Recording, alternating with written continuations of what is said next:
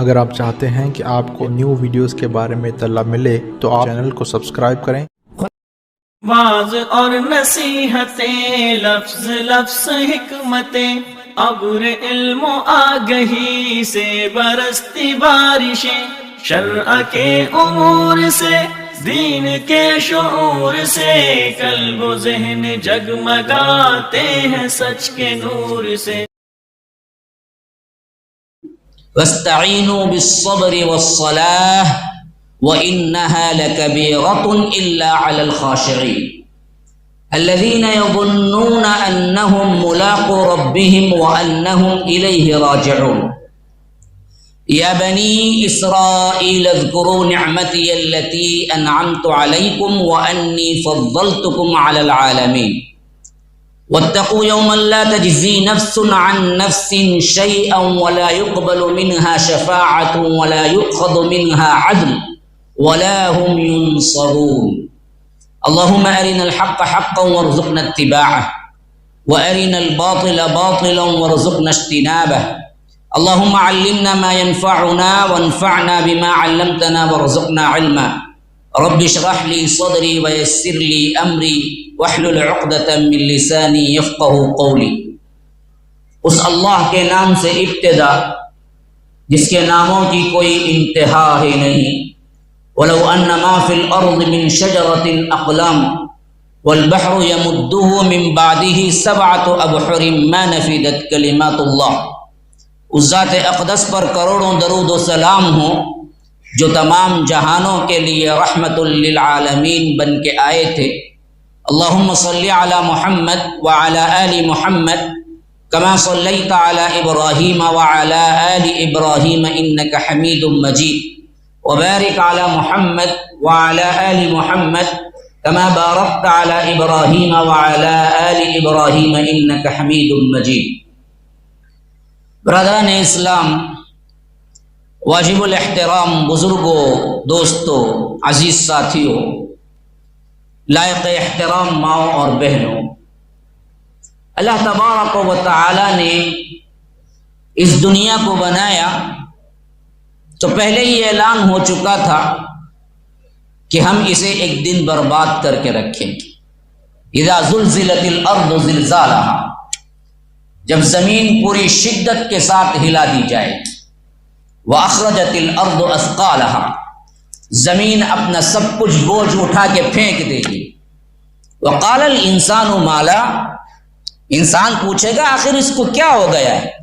يَوْمَئِذٍ تُحَدِّثُ أَخْبَارَهَا، جب تمام کی خبریں پڑھ کے سنائے گی کہ اس نے یہ کیا، یہ کیا، یہ کیا، یہ کیا، یہ کیا، جیسے ہم نیوز پیپر پڑھتے ہیں صبح سویرے اٹھ کے، ویسے ہی زمین بھی نیوز سنائے گی۔ اخبار اسی سے ہے، خبر کی جمع۔ یومئذ تحدث اخبارها بان ربک اوحی لها، تمہارے تمام کے تمام احوال رب کے اذن سے ویسے ہی بیان کرے گی جیسے اب رب کے اذن سے تمہارا منہ چلتا ہے، تمہاری زبان چلتی ہے۔ ہاں یہ تو ہو کے رہنا ہے، لیکن اس فانی دنیا میں جب انسان کو رب العالمین نے بھیجا تو ایک بامقصد زندگی دے کے بھیجا اور اتنا تعظیم و اکرام کے ساتھ بھیجا۔ بڑے بڑے مخلوقات ہیں لیکن کسی مخلوق کی تخلیق کے میٹیریل پر کبھی قرآن نے گفتگو نہیں کی ہے، نہ ہمیں پتہ چلتا۔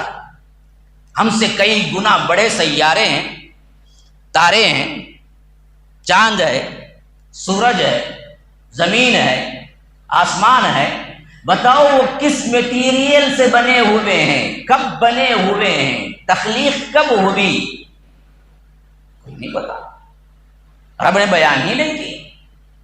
حالانکہ ایک ایک سیارے اتنے اتنے بڑے ہیں، آپ اندازہ بھی نہیں کر سکتے ہیں کائنات کتنی بڑی ہے۔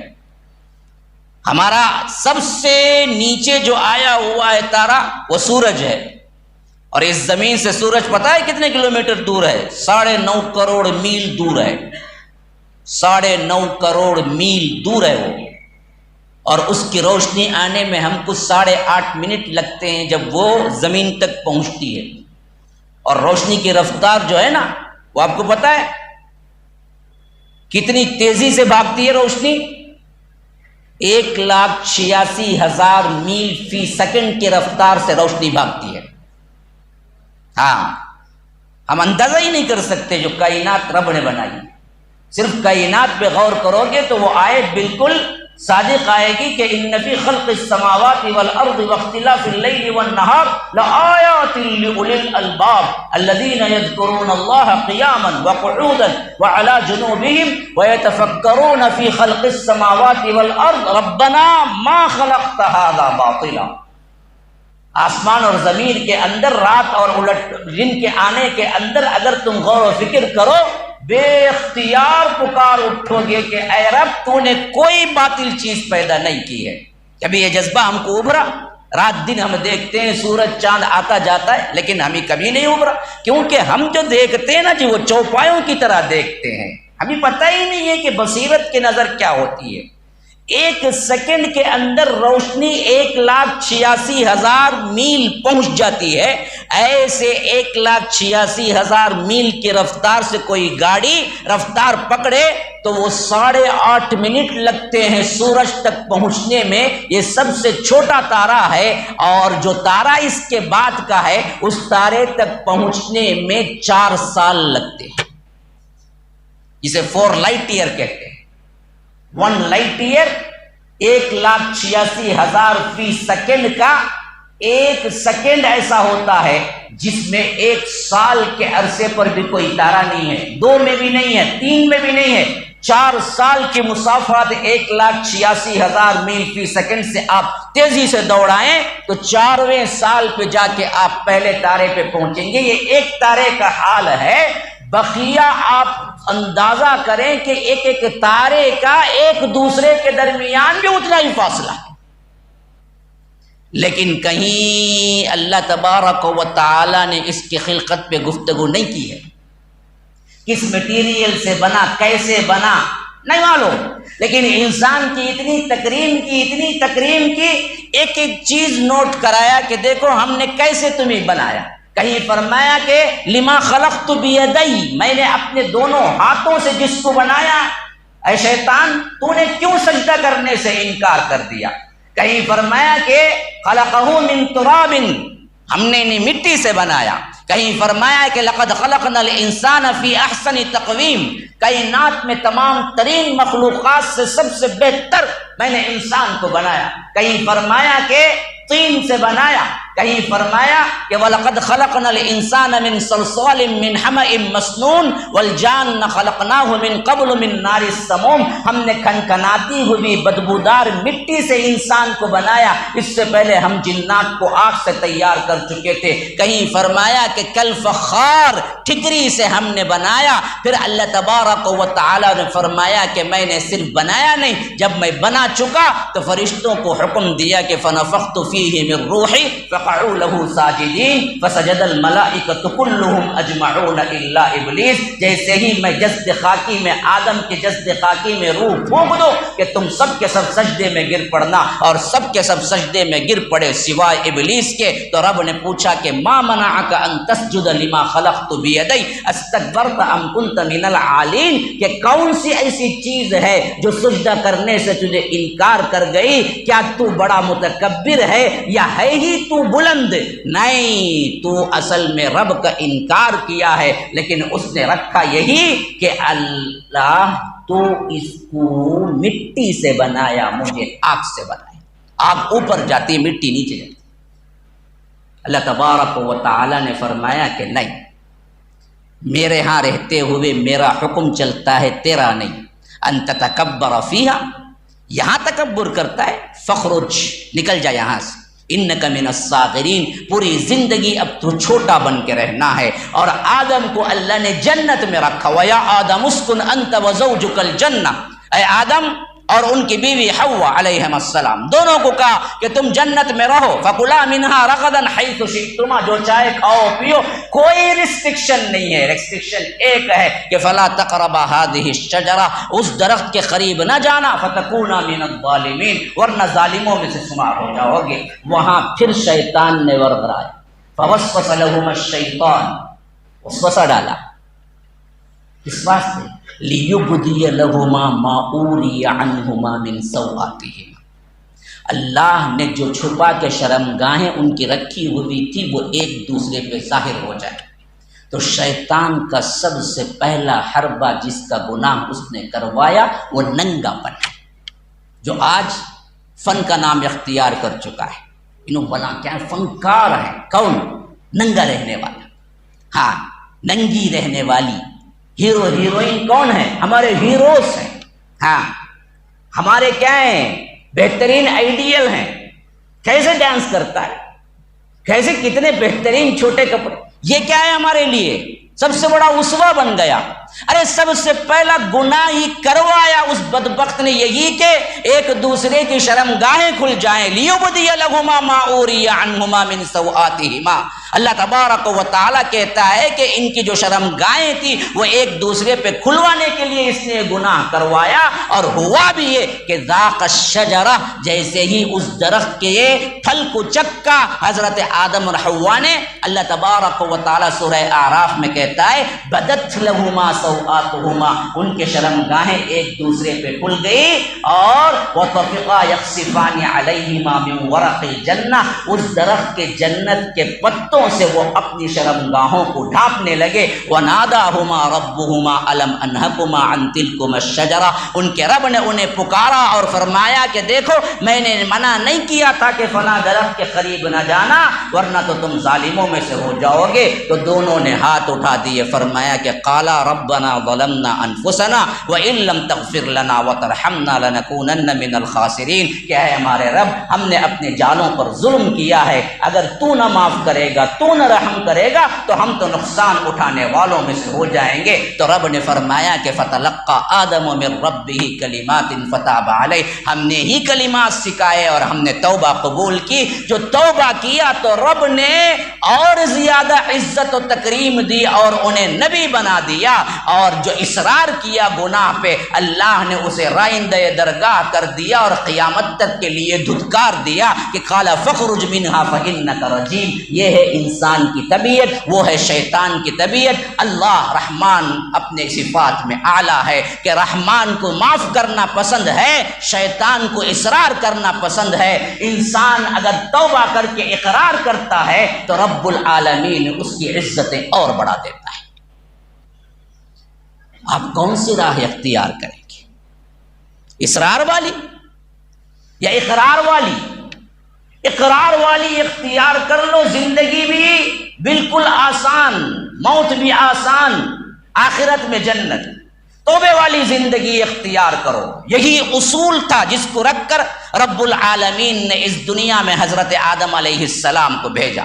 گناہ تو معاف کر دیا، لیکن فرمایا کہ اب جنت میں نہیں رہ سکتے، اب دراصل تمہیں نیچے اترنا ہے۔ اور رب العالمین نے سب کے سب قُلْ نَهْبِطُوا مِنْهَا جَمِيعًا، سب کے سب نیچے اتر جاؤ۔ کون سب کے سب؟ تھے آدم اور حوا، لیکن یہاں کہتا ہے اہبطوا، جمع کا صیغہ ہے، دو سے اوپر یا دو۔ بعض علماء نے کہا کہ یہاں پر شیطان بھی مراد، سب کو ملا کے کہا کہ اتر جاؤ۔ ہاں کیوں؟ اب تم ایک دوسرے کے دشمن ہو، اب یہ زندگی لگے رہے گی، یہ بدی کی طرف بلائے گا، یہ بدی کے لیے کام کرے گا، تم نیکی کے لیے کام کرو گے۔ تم جو نیکی کے لیے کام کرو گے، رب کی اطاعت کرو گے، اس کے عوض تمہیں جنت ملے گی۔ اگر تم اس کی راہ پہ چلو گے، اس کے عوض تمہیں جہنم ملے گی۔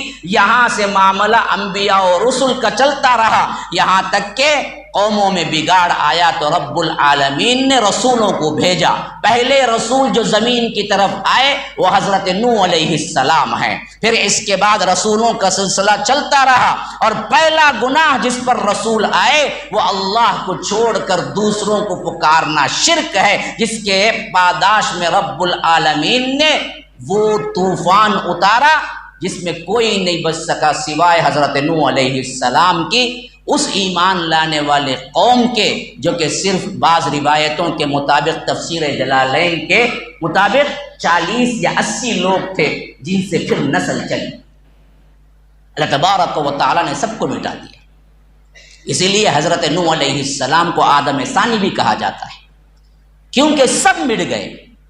اللہ نے طوفان ایسا نازل کیا، وَفَجَّرْنَا الْأَرْضَ عُيُونًا فَالْتَقَى الْمَاءُ عَلَى أَمْرٍ قَدْ قُدِرَ، وحملناہ علی ذات الواح ودسر تجری باعیننا جزاء لمن کان کفر، سورہ قمر میں فرمایا زمین اور آسمان کے دونوں پانی مل گئے، بارش اتنی ہوئی زمین پھٹ کے پانی اتنا نکلا، وہ دونوں پانی ففجرنا الارض عیونا فالتقى الماء، دونوں ماء اوپر کا اور نیچے کا یوں جم گیا، اور اس میں صرف بچنے والے وہ تھے وحملناہ علی ذات الواح ودسر، جو کہ صرف اور ایک تختی پہ چلنے والی جو کشتی تھی حضرت نوح کی وہ چل رہی تھی، بقیہ سب کو رب العالمین نے پھینک دیا طوفان کے حوالے۔ یہ 40-80 لوگوں سے نسل چلی، پھر اس کے بعد جب بھی قوموں میں بگاڑ آیا رب العالمین نے انبیاء کے ذریعے انہیں اصلاح کی، اور جو اصلاح پسند ہوئے انہیں بچایا، اور جو رب العالمین کے نافرمان ہوئے انہیں نیست و نابود کیا۔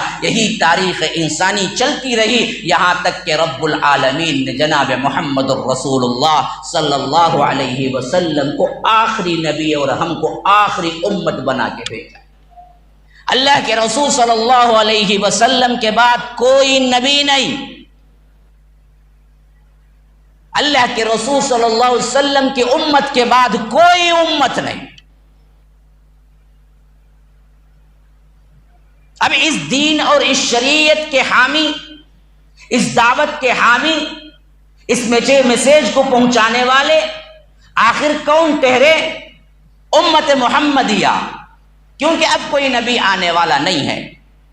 اب اس امت محمدیہ کے اعتبار سے سب سے اہم ترین گائیڈنس جہاں سے تم کو ملنے والا تھا وہ ایکس امت مسلمہ تھی، جس کا جگہ جگہ رب العالمین نے ذکر کیا، جس کی تمہیدی طور پر میں نے اب یہ جو کلمات کہے ہیں، ابھی میں نے عنوان پہ داخل نہیں ہوا، میں دیکھ رہا ہوں کہ سننے کے اعتبار سے آپ کتنے شوقین ہیں اور عمل کی نیت کتنی ہے۔ واقعتاً مضمون کے اعتبار سے آپ سن کے دکھائیں گے تو میں پھر مضمون میں داخل ہوں گا۔ ابھی میں مضمون پہ داخل نہیں ہوا، یہ تو مقدمہ ہے، یہ تو تمہید تھی جو میں باندھ رہا تھا میرے عنوان کے اعتبار سے۔ اب بتائیں کہ آپ سننے ہی کے لیے آئے ہیں، عمل ہی کی نیت سے بیٹھے ہیں، تو پھر میں گفتگو آگے بھی بڑھاؤں۔ اگر نہیں ہے بس کان کے ذائقے کے لیے بیٹھے ہوئے ہیں تو پھر تو آپ کو بھی کام ہے، مجھے بھی کام ہے، اللہ اللہ خیر صلی اللہ، پھر جائیں گے، ہم بھی جائیں گے، آپ بھی جائیں گے۔ کیا خیال ہے؟ سننے کا ہے؟ ہاں، عمل کی نیت ہے؟ ہاں، اپنے سدھار کی نیت ہے؟ ہاں۔ تو اب سنیے، اصل میں جس امت محمدیہ کو آخری امت بنایا، جس امت کو وسط امت کا خطاب دیا، جس امت کو رب العالمین نے خیر امت کہا، جس امت کے لیے حوض کوثر کھول دیا، جس امت کے لیے رب العالمین نے یہ فضیلت رکھی کہ سب سے پہلے امتوں میں داخل ہونے والی جنت میں یہی امت ہوگی، کہیں یہ بھٹک نہ جائے، اس واسطے پچھلی جو امت اس پوزیشن پہ تھی ان کی غلطیوں کو بار بار بتلا کے کہا کہ دیکھو سب سے اہم ترین تمہارے لیے نمونہ یہی ہے، ان کے نقش قدم پر نہ چلو، ورنہ جس طرح وہ غارت ہوئے، وہ عہدے سے محروم ہوئے، ویسے تم بھی ہو جاؤ گے۔ لیکن ہم نے کیا کیا؟ اتنا سب کچھ سننے کے باوجود وہی کیے، وہی کر رہے ہیں جو ان لوگوں نے کیا۔ ایکس امت مسلمہ کون؟ بنی اسرائیل، وہ ہمارے ہی پوزیشن پہ قائم تھی جب تک اللہ کے رسول صلی اللہ علیہ وسلم نہیں آئے تھے۔ اللہ کے رسول صلی اللہ علیہ وسلم آ گئے، پھر انہیں بھی دعوت دی گئی کہ آ جاؤ تم بھی، لیکن جب انکاری ہوئے تو اللہ تبارک و تعالی نے انہیں لعنت برسا دی قیامت تک کے لیے۔ فباؤ بغضب علی غضب، غضب بالائے غضب پہ تم گرفتار ہو گئے اور قیامت تک تم لعنت زدہ رہو گے، اور اللہ کی مار تم پر رہے گی۔ وضربت علیہم المسکنہ ذلۃ والمسکنۃ وباؤ بغضب من اللہ۔ لیکن رب العالمین نے اس پوزیشن پہ امت محمدیہ کو رکھا اور ہمیں تاکید کی، تم ہمیشہ ان دونوں گروہوں سے جو تمہارے ایکس ہیں پناہ مانگتے رکھنا، کہیں ان کی طرح تم نہ ہو جاؤ۔ آپ کو پتہ ہے دن میں آپ اگر واقعتاً 5 وقتہ نماز پڑھتے ہیں تو کتنے رکعت پڑھتے ہیں؟ ہاں بھائی، کبھی سوچا؟ آپ 5 وقتہ نمازی ہیں تو میں پوچھتا ہوں آپ کتنے رکعت پڑھتے ہیں؟ ہاں بھائی،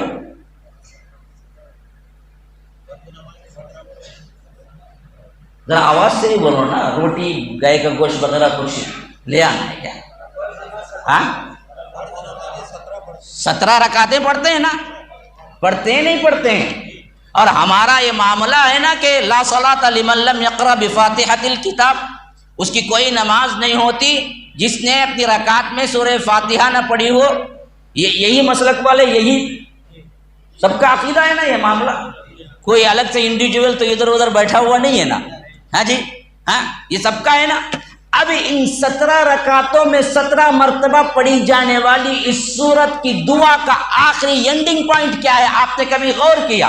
فرمایا کہ اہدنا الصراط المستقیم، اے اللہ ہمیں سیدھا راستہ بتانا، سیدھے راستے کی ہدایت کرنا، اور صراط الذین انعمت علیہم، ان لوگوں کا راستہ جن پر تو نے انعام کیا، غیر المغضوب علیہم، ان کا راستہ نہیں جن پر تو غضب کیا، اور ولا الضالین، ان کا راستہ بھی نہیں جو گمراہ ہوئے۔ من ہم کون ہے؟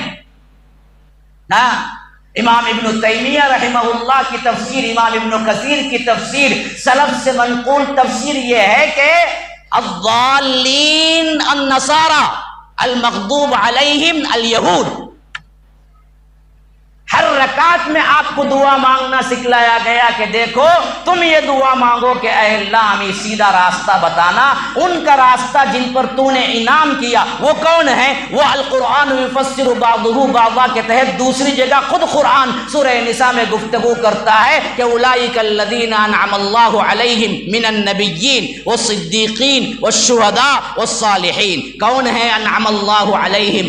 منعم علیہ گروہ جن پر اللہ نے انعام کیا، جس کی آپ دعا کر رہے ہیں کہ اے اللہ ان گروہ میں ہم کو بنانا جن پر تو نے انعام کیا۔ تو اللہ کہتا ہے میں نے کن پہ انعام کیا؟ کہ فرمایا کہ اولئک الذین، یہ وہ لوگ ہیں انعم اللہ علیہم جن پر اللہ نے انعام کیا۔ کون؟ من النبیین، انبیاء پر، والصدیقین، کون ہے؟ اس کے بعد صدیق ہیں، ابو بکر صدیق، عائشہ صدیقہ، وہ امہ صدیقہ، حضرت مریم۔ یہ دراصل شہداء سے بھی بڑا مرتبہ ہے، اسی لیے فرمایا انبیاء کے بعد صدیقین کا مرتبہ ہے، پھر وہ شہداء، پھر شہداء کا مرتبہ ہے، پھر وہ صالحین، پھر اسلاف کا، نیک لوگوں کا مرتبہ ہے۔ تو یہ ہے منعم علیہ گروہ جن پر رب نے انعام کیا، غیر المغضوب علیہم، ان کا نہیں جن پر تو نے غضب کیا۔ کون غضب کیا؟ کن پر غضب کیا؟ تو کہتے ہیں کہ الیہود، یہودیوں کا راستہ نہ بتانا اے میرے رب،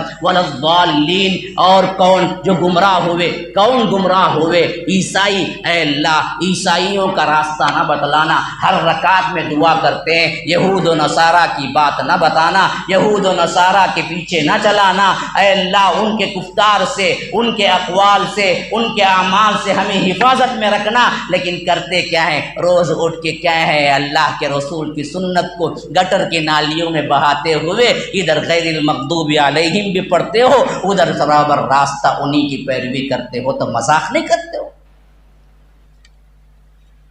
یہ مذاق نہیں تو کیا ہوا ہے؟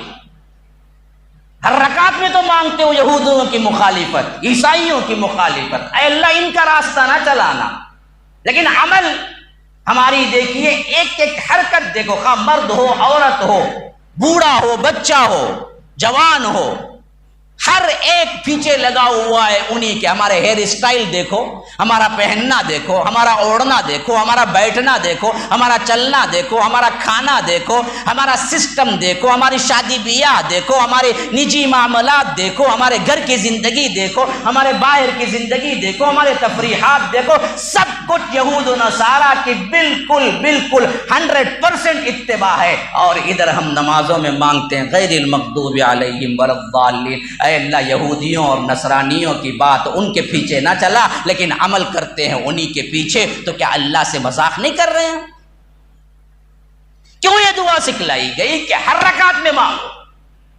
وجہ یہ ہے کہ ان بدبختوں کو سمجھو گے، ان سے نفرت کرو گے اور ان سے علانیہ برات کا اظہار کرو گے، تبھی تم کیا ہیں؟ صحیح طور پر اللہ کے رسول صلی اللہ علیہ وسلم کے امتی اور متبع بنو گے، ورنہ تم بن ہی نہیں سکتے۔ اسی واسطے بنی اسرائیل کا ذکر سب سے زیادہ اللہ تبارک و تعالی نے کیا کہ دیکھو ان کی طرح نہ ہو جانا. اسی واسطے اللہ کے رسول نے بھی ہر معاملے میں ان سے مخالفت کی. اللہ کے رسول صلی اللہ علیہ وسلم نے فرمایا کہ تم ضرور بالضرور ان لوگوں کی اتباع کرو گے، ان کی پیروی کرو گے، ان کے پیچھے چلو گے، حتیٰ کہ اس حد تک کہ اگر کوئی گو اپنے بل میں گھسا ہو تو تم بھی گھسو گے، اور ان بدبختوں میں کوئی اپنی ماں سے زنا کیا ہو تو تم بھی کرو گے. صحابہ نے پوچھا اللہ کے رسول من کون ہے یہ؟ کیا یہود و نصارہ؟ اللہ کے رسول صلی اللہ علیہ وسلم پھر اور کون ہے؟ پھر اور کون ہے؟ شبرن بشبرن ذراعن بذراع. ہاں، ایک پیر کی چپل دوسرے پیر کی چپل جس طرح برابر برابر ہوتی ہے ویسے ہی تم یہود و نصارہ کی پیروی کرو گے. یہ زمانہ آ کے رہے گا تم پر. حتیٰ کی مخالفت کی اس حد تک اللہ کے رسول صلی اللہ علیہ وسلم نے تائید کی کہ جب مدینہ پہنچے تو معلوم ہوا عاشورہ کے دن یہ بھی روزہ رکھتے ہیں. اللہ کے رسول صلی اللہ علیہ وسلم نے پوچھا یہودیوں سے تم کیوں رکھتے ہو؟ انہوں نے کہا کہ اسی دن اللہ تبارک و تعالی نے حضرت موسیٰ کو فرعون سے نجات دی، ہم اس خوشی میں رکھتے ہیں. کہا کہ ہم زیادہ حقدار ہیں، حضرت موسیٰ کی صحیح پیروی کرنے والے تو ہم ہیں، ہم بھی رکھیں گے. لیکن آخری سال یوں سمجھیے کہ 11واں سال سے پہلے کا 10 یا تھا یا 9 تھا، تو اس وقت صحابہ نے کہا اللہ کے رسول صلی اللہ علیہ وسلم 10 کا روزہ یہودی بھی رکھتے ہیں، ہم بھی رکھتے ہیں. تو کہا کہ ہم ان کی مشابہت عبادت میں بھی کرنا نہیں چاہتے، اگلے سال اگر میں رہوں گا تو 9 ملا کے رکھوں گا. حالانکہ ایک عبادت ہے خالص، لیکن اللہ کے رسول صلی اللہ علیہ وسلم نہیں چاہتے تھے کہ ان سے کوئی سملیرٹیز ہوں، کوئی متشابہ ہو، کوئی مثل ہو. ہمیشہ مخالفت کرتے تھے، اور مخالفت ہی کے بارے میں بتایا کہ دیکھو ان کے ساتھ کسی معاملے میں مشابہت اختیار نہ کرنا. ہاں، فرمایا کہ داڑھی کو بڑھاؤ مونچھوں کو کتراؤ. یہودیوں کی مخالفت کرو، کیوں؟ وہ مونچھوں کو بھی بڑھاتے ہیں. داڑھی کٹوانے کا سوال تو اس زمانے میں تھا ہی نہیں. یہودی ہو عیسائی ہو سب داڑھی رکھتے تھے، کٹوانا تو اب شروع ہوا. ڈاروین جو سب سے بڑا تھیوری جس نے کیا یہودی بھی تھا، اور ساتھ میں بندر سے انسان آنے کا نظریہ بھی پیش کیا. آپ اس کی تصویر ذرا نیٹ پہ اٹھا کے دیکھ لیں، اتنی بڑی داڑھی ہے اس کی، اتنی بڑی ہے. ہاں، سب داڑھی رکھتے تھے. یہ تو آج 150 سال کا فتنہ ہے یہ داڑھی کا تو مسئلہ ہی نہیں. لیکن یہودی مونچھ کو بھی بڑھا کے رکھتے تھے، مونچھوں کو بھی بڑھا. تو فرمایا کہ مونچھوں کو کتراؤ، داڑھی کو بڑھاؤ. کیوں؟ یہودیوں کی مخالفت کرو، یہ بدبخت رکھتے ہیں تم نہ رکھو. فرمایا کہ ٹوپی پہن کے امامہ پہنو، لباس میں بھی صرف امامہ نہ پہنو، کیونکہ یہودی صرف امامہ پہنتے ہیں اور میں نہیں چاہتا کہ تم ان کی موافقت کرو. کس حد تک ایک پوائنٹ میں آج ہم کیا کر رہے ہیں؟ ہمارا لباس بنین ٹی شرٹ کہاں سے آیا بھائی؟ ایسے پہنتے ہیں کہ برانڈ اندر کا کیا ہے وہ بھی نظر آتا ہے نماز میں. بدبخت اتنا بھی ہوش نہیں ہوتا ہمارے نوجوانوں. یہ حالت ہے ہماری بے حیائی کی، اتباع کی ان لوگوں کے پیچھے. تو فرمایا کہ یہ دراصل اصل میں کسوٹی ہے پرکھنے کی کہ تم صحیح جا رہے ہو یا غلط. دیکھو یہ جس سے پہلے کی امت مسلمہ جو ہے، جو کام اس نے کی ہے، اگر یہ کام ہے تو فوری چھوڑو اور بدلو. لیکن ہم نے کیا کیا؟ انہی کی اتباع میں اپنی نجات سمجھی. خاص طور پر 1950 کے بعد کے یہ 50 سال اور اب 2000 کے 20 سال 70 سالہ ادوار میں آپ پوری دنیا کا مطالعہ کر کے دیکھ لیں. جس حد تک پوری دنیا نے ان لوگوں کی تہذیب اپنائی، میں سمجھتا ہوں کہ اس سے پہلے تاریخ میں کبھی نہیں ہوا. اور ہمیں جو اچھا لگا، خوبصورت لگا، مزین لگا، ہم انہی کے پیچھے بھاگتے رہے اندھا دھن. ہم نے کبھی نہیں دیکھا کہ اس کے اندر ہمارے لیے نجات ہے یا گمراہی ہے. اسی لیے میں نے مناسب سمجھا کہ آپ کے سامنے بنی اسرائیل کا اور ہمارا ایک موازنہ رکھ دیا جائے. اور اس میں میری اپنی کوئی بات نہیں ہے، میں نے قرآن کی آیات آپ کے سامنے تلاوت کر کے رکھے ہیں. اگر صرف اس کا ترجمہ کر کے رکھ دوں تو بات سمجھ آ جائے گی اگر آپ غور سے سنیں گے. پتہ نہیں میرے پاس کتنا وقت ہے. ویسے بھی شروع کرتے وقت اللہ ان پر کیا ہے رحم کرے اور زیادہ کیا ہے اللہ تبارک و تعالی علم اور عمل میں ترقی عطا کرے. ہمارے منہاج صاحب نے کہا کہ آپ کا کوئی وقت نہیں ہے، آپ لے لیجئے جتنا چاہیں. اب میں نے سوچا کہ آئینوں تو کہہ دیے، لیکن میں بھی بہت دور سے سفر کے بد دعا تو لے کے نہیں جا سکتا. سب کی بد دعائیں ملیں گی تو پھر مسئلہ کیا ہوگا؟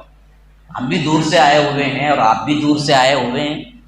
ہاں، بولنے کے لیے کہ اگر وقت کی کیا ہے مجھے قید نہ دی جائے تو فجر تک بھی بولوں، اور پھر اکیلا میں ٹیبل بھی رہ جائیں گے اور یہ کیمرہ مین بھی نہیں رہے گا، کیمرہ رہے گا اور ٹیبل رہے گا بس.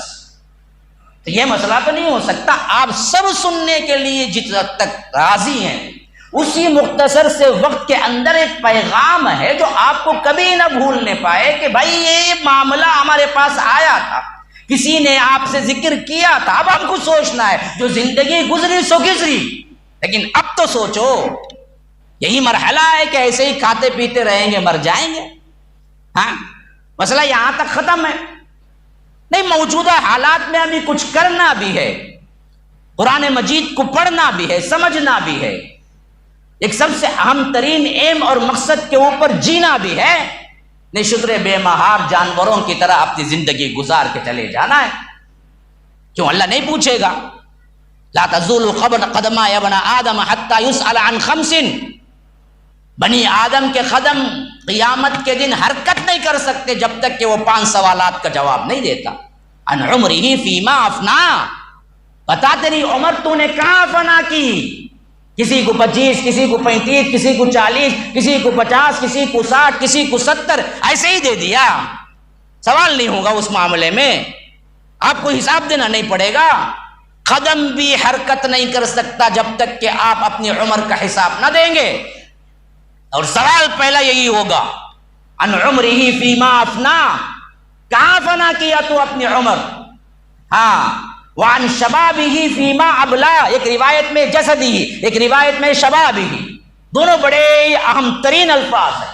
جسدی کا مطلب یہ ہوتا ہے کہ بدن کو کہاں کھپایا، شباب کا مطلب ہوتا ہے کہ جوانی کو کہاں کھپایا. ابلا، اللہ اکبر. وہ الفاظ دیکھیے کیسے دل کو چیر دینے والے ہیں. سوال کیسے تیر کی طرح لگے گا. ایک تو عمر میں جوانی نہیں آتی، آ گئی، لیکن جوانی کی زندگی کی اہمیت کے پیش نظر الگ سے سوال ہوگا. بتا بدبخت، تجھے میں نے جوانی جیسی نعمت دی تھی جس میں امنگوں، آرزوؤں اور طاقت اور سب سے بہترین سنہرے خواب ہوتے ہیں. تیرے لیے طاقت ہوتی ہے، تیرے لیے ایم ہوتے ہیں، تیرے لیے مقاصد ہوتے ہیں. ایسی جوانی ہوتی ہے کہ جوانوں کے اندر وہ قوت پیدا ہوتی ہے کہ اگر وہ پہاڑ کو چاہیں تو بھی اپنی جگہ سے ہلا دیں. اسی بات سے شاعر نے کہا کہ عقابی روح جب بیدار ہوتی ہے جوانوں میں نظر آتی ہے ان کو اپنی منزل آسمانوں میں. یہ نوجوانوں کی قوت ہوتی ہے جو کہ بڑے انقلاب برپا کر دیتے ہیں. یہ جوان ہیں بلال. اسی واسطے انہوں نے امیہ ابن خلف کے آنکھوں میں آنکھیں ڈال کے کہا کہ بدبخت، میں نے اللہ کے رسول صلی اللہ علیہ وسلم پر ایمان لایا، تو چاہے کچھ بھی کر لے، مجھے مارے کاٹے اور ٹکڑے ٹکڑے کر کے رکھ دے، میں بدلنے والا نہیں ہوں. یہ جوانوں کی وہ طاقتیں ہیں جو زمینوں اور آسمانوں کو ہلا کے رکھ دیا. یہ جوان ہیں جن کو رب کہتا ہے کہ قالوا سمعنا فتى يذكرهم يقال له ابراہیم. ابراہیم جب جوان تھے تو ایسے ہی بت خانے میں اندر داخل ہوئے، کوئی نہیں تھا. اللہ کہتا ہے یہ نوجوان ان بتوں کے ٹکڑے ٹکڑے کر دیا. فجعلهم جذاذا الا كبيرا لهم لعلهم اليه يرجعون. سب کو مارا، سب کو توڑا، اور جو بڑا بت تھا اس کو چھوڑ دیا، کھلاڑی اسی کے گلے میں ڈال دی اور وہ پلٹ کے آ گیا. اور جب آئے فرجعوا الى، یہ عجیب حالت دیکھ کے اپنے بت خانے کی پریشان ہو گئے. انہوں نے کہا کہ یہ کون کیا ہوگا؟ ان میں سے ایک کہا کہ سمعنا فتى يذكرهم يقال له ابراہیم. میں نے ایک نوجوان کی اس بارے میں بات کر سے سنا جس کا نام نامی اسم گرامی اسم ابراہیم ہے. تو انہوں نے کہا کہ فاتوا به على اعین الناس لعلهم يشهدون، کہ لاؤ اس کو، ہم دراصل دیکھیں گے کہ اس کی یہ ہمت ہوئی ہے. آئے تو کہا کہ بل کبیرہم ھذا، دیکھو قال بل فعل. ارے بدبختو، جس کو تم پوچھتے ہو کبھی تمہیں یہ چیز بھی بہائی، کبھی تم نے یہ چیز بھی سوچا کہ اسی بڑے سے پوچھ لو ان چھوٹے چھوٹے خداؤں کو کس نے مارا ہے اگر یہ بولتے ہو. بل فعل، یہ بڑا کیا ہوگا، دیکھو کھلاڑی بھی اسی کے گلے میں ہے۔ ہاں ہمارا بھی یہی حال ہے، جھنڈے کو خود پینٹ مارتا ہے۔ ہاں قادر ولی کا جھنڈا کہتے ہیں، کالے شاہ ولی کی بھینس، ہاں خود مارتا پینٹ، خود لگاتا پھول، خود ہاتھ بن کے کھڑے ہو کے مانگتا۔ ارے بدبخت، جب ان کو اتنی طاقت نہیں کہ اپنے جھنڈے کی پینٹ وہ خود مار لیں، یا پینٹ پرانا ہی نہ ہو، یا دراصل پھول جو لگا ہے وہ پھول مرجھا ہی نہ جائے، وہ اپنے پھول کو تازہ نہیں رکھ سے تیری قسمت کو تازہ کر دیتے۔ کیا بے وقوفیت ہے! اپنی خبر کی چادر کو وہ تازہ نہیں رکھ سے تیرے لیے کیا ہے، وہ تقدیر بدل دیں گے۔ کہاں گئی عقل؟ یہ وہی چیز ہے، نوجوان ہی یہ کام کر سکتے ہیں۔ تو اسی لیے فرمایا کہ ہم نوجوانوں کو خاص پوچھیں گے، نوجوانی کہاں کھپائی؟ میرے نوجوان بھائیوں سنو، یہ درد دل ہے میں جو شیئر کر رہا ہوں۔ کہاں چلے گئے تم امت کے سرمایہ ہو، تم امت کا کیپٹل ہو۔ یہ موبائل میں زندگی گزارنے کی نہیں ہے، یہ واٹس اپ، فیس بک، گانے بجانے، موویز کے لیے اللہ نے یہ جوانی عطا نہیں کی ہے۔ جوانی بڑی قیمتی ہے، جوانی کی عبادت رب کو بڑی پسند ہے۔ کہاں چلے جاتے ہو؟ کیوں رب کے انکاری بنتے ہو؟ کیوں رب العالمین کی عطا کو بھول جاتے ہو؟ نوجوان اگر اکٹھے ہوں، نوجوانوں کے اندر اصلاح کی نیت آئے تو یاد رکھو قوم بہت جلد بدل جائے گی۔ لیکن ہمارے نوجوانوں کو میں جب دیکھتا ہوں کہ چائے خانوں میں سگریٹ کے دھوئیں لیتے ہوئے، ایک ہاتھ سے موبائل کو آپریٹ کرتے ہوئے، ہیڈ فون لگائے پاپ میوزک سنتے ہوئے، تو میرا دل کٹ کے رہ جاتا ہے۔ میں نے کئی شہروں کو دیکھا ہے ان آنکھوں کے ساتھ، یہی حالت ہے۔ ہمارے نوجوانوں کے اڈے مساجد نہیں ہیں، نوجوانوں کے اڈے چائے خانے ہیں۔ بدلتے کیوں نہیں؟ سمجھتے کیوں نہیں؟ تو رب العالمین ہم سے نہیں پوچھے گا کہ تم کیا کر کے آئے ہو؟ جب میرے دین کو نصرت کی ضرورت تھی، مدد کی ضرورت تھی، میرے ساتھ شرک کیا جا رہا تھا، علل اعلان بغاوت ہو رہی تھی میرے خلاف، تم اپنے اپنے بہترین کھانوں کے مزے لے رہے تھے۔ بدلے کیوں نہیں؟ آئے کیوں نہیں؟ اپنی سیرت کو نکھارا کیوں نہیں؟ یہ سوال ہم سے نہیں ہوگا۔ یہی حالت تو ہوئی تھی ان بنی اسرائیل کی قوم کی، جن کو رب العالمین نے تورات اور حضرت موسیٰ کلیم اللہ جیسا نبی عطا کیا تھا، لیکن انہوں نے قدر نہ کی تو رب العالمین ان کے اندر بندر اور سور بنا دی اور انہیں مٹا کے رکھ دیا۔ میں نے آپ کے سامنے سورہ بقرہ کی 40 نمبر سے لے کر 8 آیتیں تلاوت کی۔ رب العالمین انہی سے خطاب کر رہا ہے۔ ذرا پس منظر میں اپنے آپ کو بھی رکھ کے دیکھ لیجئے کہ کیا ہم بھی وہی سب کچھ نہیں کر رہے ہیں؟ سب سے پہلی آیت کو سمجھنے کی کوشش کیجئے، 40 نمبر کی، سورہ بقرہ سورہ نمبر 2 آیت نمبر 40۔ فرمایا یا بنی اسرائیل اذکروا نعمتی التی انعمت علیکم، اے بنی اسرائیل یاد کرو وہ موقع، یاد کرو وہ تمہارا منصب جو میں نے تم پر تمام کیا۔ نعمتی التی انعمت علیکم، اپنی نعمت تم پر تمام کی۔ کیا نعمت؟ اللہ نے انہیں کتاب بھی دی، رسول بھی دیے، دین بھی دیا، دنیا بھی دی۔ ہاں وجعل فیکم انبیاء، ہم نے تمہارے اندر انبیاء بنائے، وجعلکم ملوکا، اور تمہارے اندر ہم نے بادشاہ بنائے، ہم نے دنیا بھی دیا، آخرت بھی دی تمہارے اندر، لیکن تم نے کیا کیا تھا؟ اس کی قدر نہ کی تو ہم نے سب کچھ تم سے چھین لیا۔ اچھا یہ بھی ذہن میں رکھ لیجئے، یہ بنی اسرائیل اصل میں کس طرح بنا ہے، ترکیب کیا ہے، کون ہے؟ حضرت آدم علیہ السلام سے جو نسل چلی، اس میں حضرت ابراہیم علیہ السلام کی شخصیت وہ شخصیت ہے جن کے بعد انبیاء کا سلسلہ مخصوص ہو گیا حضرت ابراہیم کے نسل میں۔ یاد رکھیے، حضرت ابراہیم کے بعد جتنے انبیاء آئے سب حضرت ابراہیم کے نسل سے آئے، اس کے علاوہ کسی اور نسل سے کوئی نہیں آئے.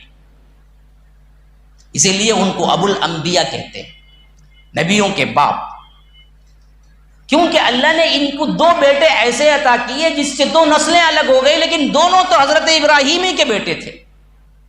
ایک حضرت اسماعیل تھے، ایک حضرت اسحاق تھے. لیکن پہلے اسماعیل پیدا ہوئے، بعد میں اسحاق پیدا ہوئے. اور لطف یہ ہے کہ جب حضرت ابراہیم علیہ السلام کی بیوی حضرت سارہ جو تھی، ان کو اللہ تبارک و تعالی نے ایک مدت دراز تک اولاد نہیں دی، بوڑھے ہو گئے. لیکن اللہ نے کن سے اولاد دی؟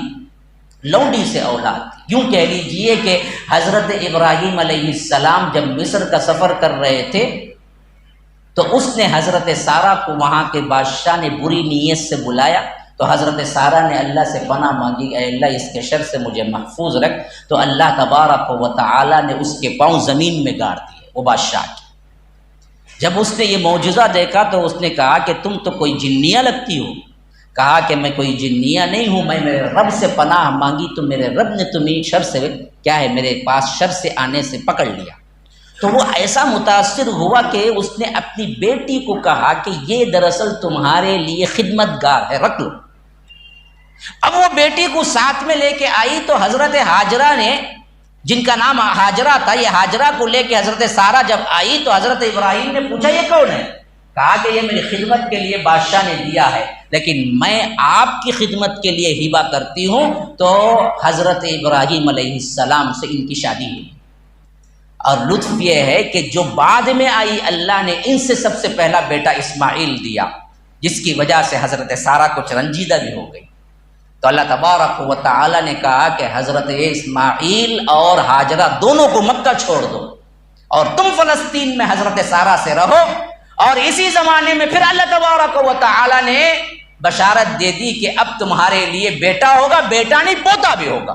وہ پورا واقعہ قرآن کے اندر موجود ہے. وَلَقَدْ جَاءَتْ رُسُلُنَا إِبْرَاهِيمَ بِالْبُشْرَىٰ قَالُوا سَلَامًا قَالَ سَلَامٌ فَمَا لَبِثَ أَن جَاءَ بِعِجْلٍ حَنِيذٍ فَلَمَّا رَأَىٰ أَيْدِيَهُمْ لَا تَصِلُ إِلَيْهِ نَكِرَهُمْ وَأَوْجَسَ مِنْهُمْ خِيفَةً قَالُوا لَا تَخَفْ إِنَّا أُرْسِلْنَا إِلَىٰ قَوْمِ لُوطٍ وَامْرَأَتُهُ قَائِمَةٌ فَضَحِكَتْ فَبَشَّرْنَاهَا بِإِسْحَاقَ وَمِن وَرَاءِ إِسْحَاقَ يَعْقُوبَ. جب ہمارے فرشتے آئے ابراہیم کے گھر تو وہ بہترین مہمانوں کی شکل میں آئے تو اللہ کہتا ہے کہ حضرت ابراہیم بہت مہمان نواز تھے. فوراً گئے ایک موٹا بچڑا، ایک بہترین دمبا، بچڑا نہیں دمبا، بعجل حنیذ لے آ کے رکھ دیا کہ کھاؤ. اب دیکھے کہ کیا ہے، فرشتے ہاتھ نہیں بڑھا رہے اس بچڑے کی طرف. تو ایدیہم، انہوں نے دل میں کیا کیا، خوف کیا کہ کہیں یہ دشمن تو نہیں ہے، کیونکہ اس زمانے میں اگر مہمان کے سامنے کھانا رکھا جاتا اور مہمان نہ کھاتا تو وہ دراصل دشمنی کی نشانی ہوتی. جب وہ لے آ کے بچڑا رکھ دے اور وہ بچڑا کی طرف ہاتھ نہیں بڑھا رہے تھے تو حضرت ابراہیم نے سوچا کہ یہ دراصل کون ہے، کوئی دشمن تو نہیں ہے. فلما رأى أيديهم لا تصل إليه نكرهم، تو فوری طور پر فرشتوں نے کہا کہ ڈرنے کی ضرورت نہیں. فأوجس منهم خیفة قالوا لا تخف، دیکھو ڈرنے کی ضرورت نہیں، ہم فرشتے ہیں اور آپ کی طرف تو ہم بشارت لے کے آئے ہیں. ہاں قوم لوط کی طرف عذاب کا پیغام لے کے آئے ہیں، کیونکہ فرشتے آئے تو بھی ڈر کا موقع ہے. کیوں آئے ہیں جی فرشتے؟ یا اللہ کی رحمت لے کے آتے یا عذاب لے کے آتے، کہیں میرے قوم پہ عذاب تو نہیں آئے؟ تو کہا کہ نہیں، انا ارسلنا الی قوم لوط، اصل میں ہم قوم لوط کی طرف جا رہے ہیں وہاں عذاب کا پیغام لے کر، لیکن آپ کے پاس بشارت دینے کے لیے آئے ہیں. کیا بشارت؟ وامرأتہ قائمہ، پیچھے ان کی عورت کھڑی ہوئی تھی حضرت سارہ. یہ واحد شخصیت ہیں جن کے سامنے فرشتے آیا کرتے تھے. ہاں یہ سارہ کی پوزیشن اللہ تبارک و تعالیٰ کے اتنی بلند تھی کہ حضرت سارہ کے سامنے فرشتے آتے تھے. اسی لیے اللہ کہتا ہے وامرأتہ قائمہ، پیچھے کھڑی ہوئی تھی سارہ. فضحکت، وہ ہنس پڑی. کس بات پر؟ فبشرناہا باسحاق، کہ کہا کہ تمہیں اللہ اسحاق نامی ایک بچہ دے گا. تو حضرت سارہ ہنس پڑی کہ یہ عمر میں بوڑھی ہو گئی ہے، ہاں میرا شوہر بھی بوڑھا ہو گیا ہے، اس بڑھاپے میں مجھے بچہ ہوگا؟ تو اس واسطے وہ ہنس پڑی۔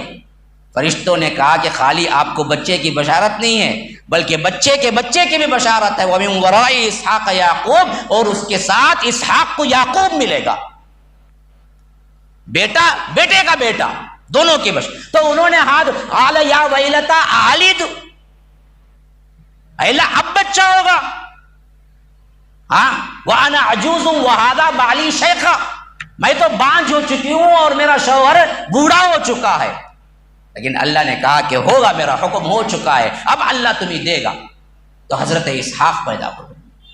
حضرت اسحاق کو جیسے اللہ نے پہلے ہی کہہ دیا تھا ہم یعقوب دیں گے، تو اسحاق کی شادی ہوئی تو اللہ تبارک و تعالی نے حضرت یعقوب دیا۔ اب یہ حضرت یعقوب اللہ کے ایسے برگزیدہ بندے ہوئے کہ اپنی پوری زندگی عبادت میں لگائے، تو اللہ نے انہیں ایک خوبصورت نام سے نوازا، وہ نام ہے اسرائیل۔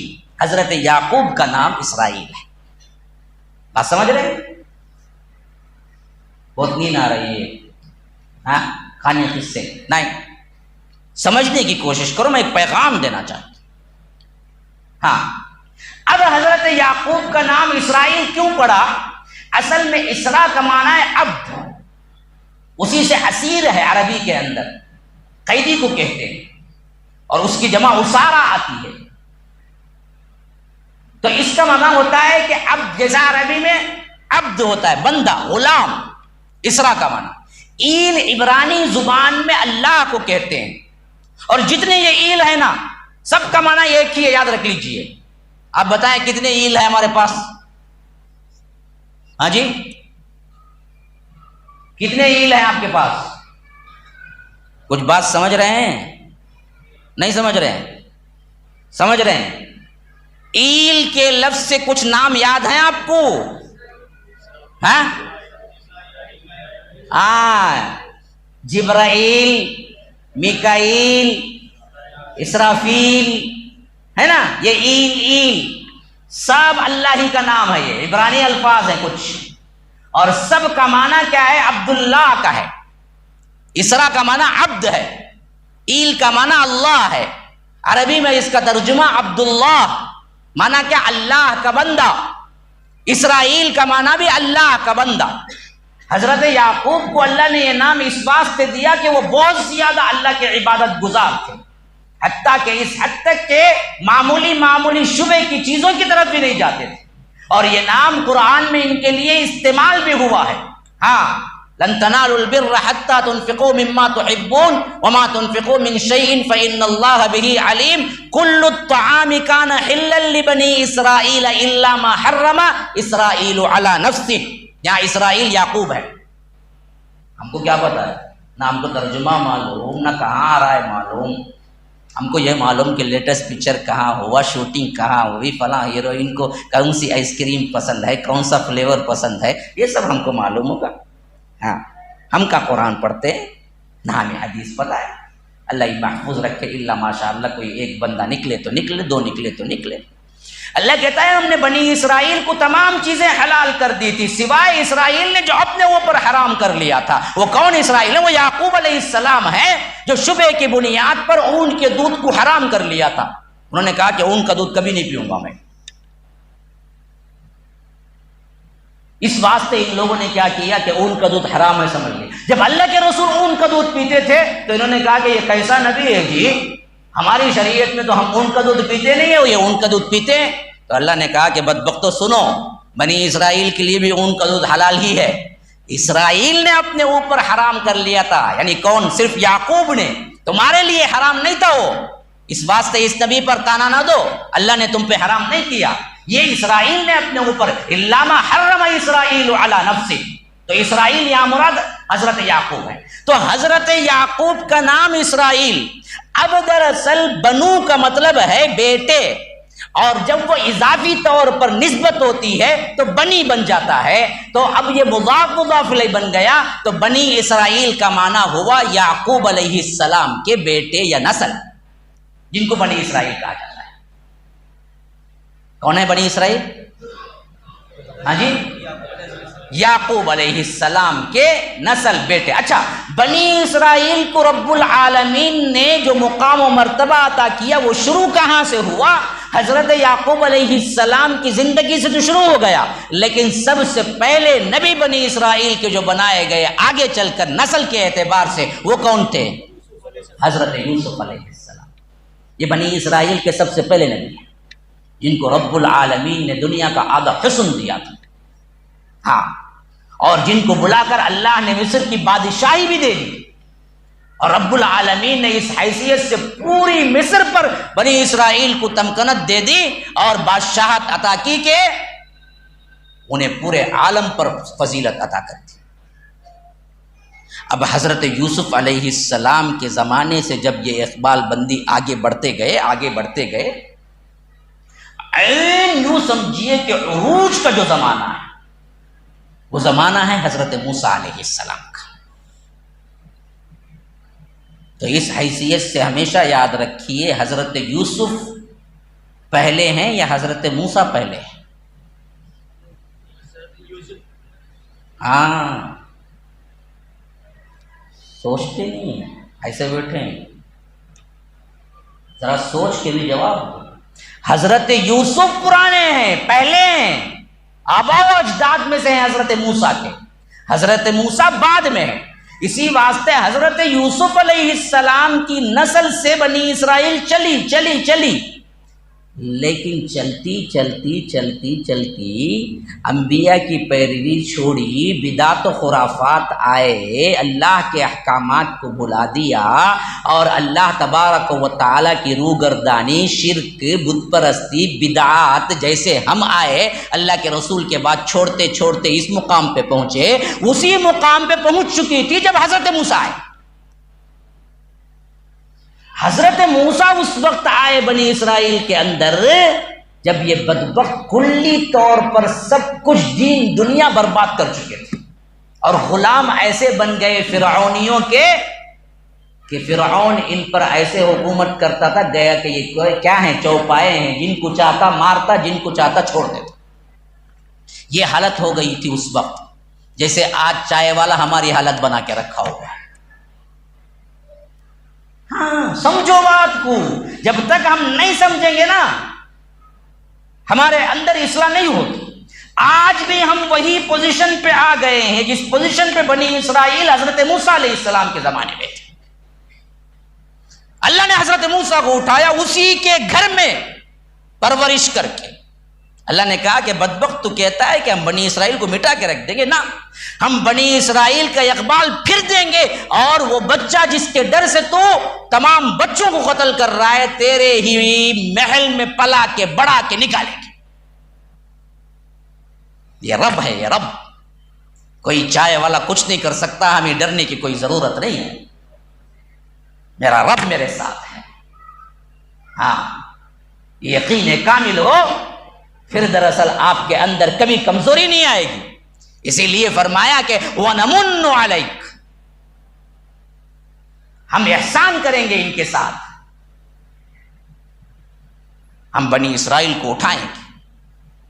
عَلَى الَّذِينَ اسْتُضْعِفُوا فِي الْأَرْضِ وَنَجْعَلَهُمْ أَئِمَّةً وَنَجْعَلَهُمُ الْوَارِثِينَ، انہی میں سے ہم اٹھائیں گے، ائمہ اٹھائیں گے اور ہم ان کو وارث بنائیں گے۔ پھر اللہ نے حضرت موسیٰ کے ذریعے انہی فرعون کے گھر میں پالا پوسا بڑا کیا، پھر انہی کی طرف رسول بنا کے بھیجا، اور نہ ماننے کی صورت میں حضرت موسیٰ علیہ السلام کو حکم دیا کہ نکلو، اور فرعون تعاقب کیا حتیٰ کہ دریائے نیل میں ڈوب کے مرا اور نیست و نابود کر دیا۔ ظالموں کے لیے چھوٹ تو ہے، ڈھیل تو ہے، لیکن آخری انجام ڈوب مرنے کا ہوتا ہے۔ یہ چائے والے کو بھی بھولنا نہیں چاہیے،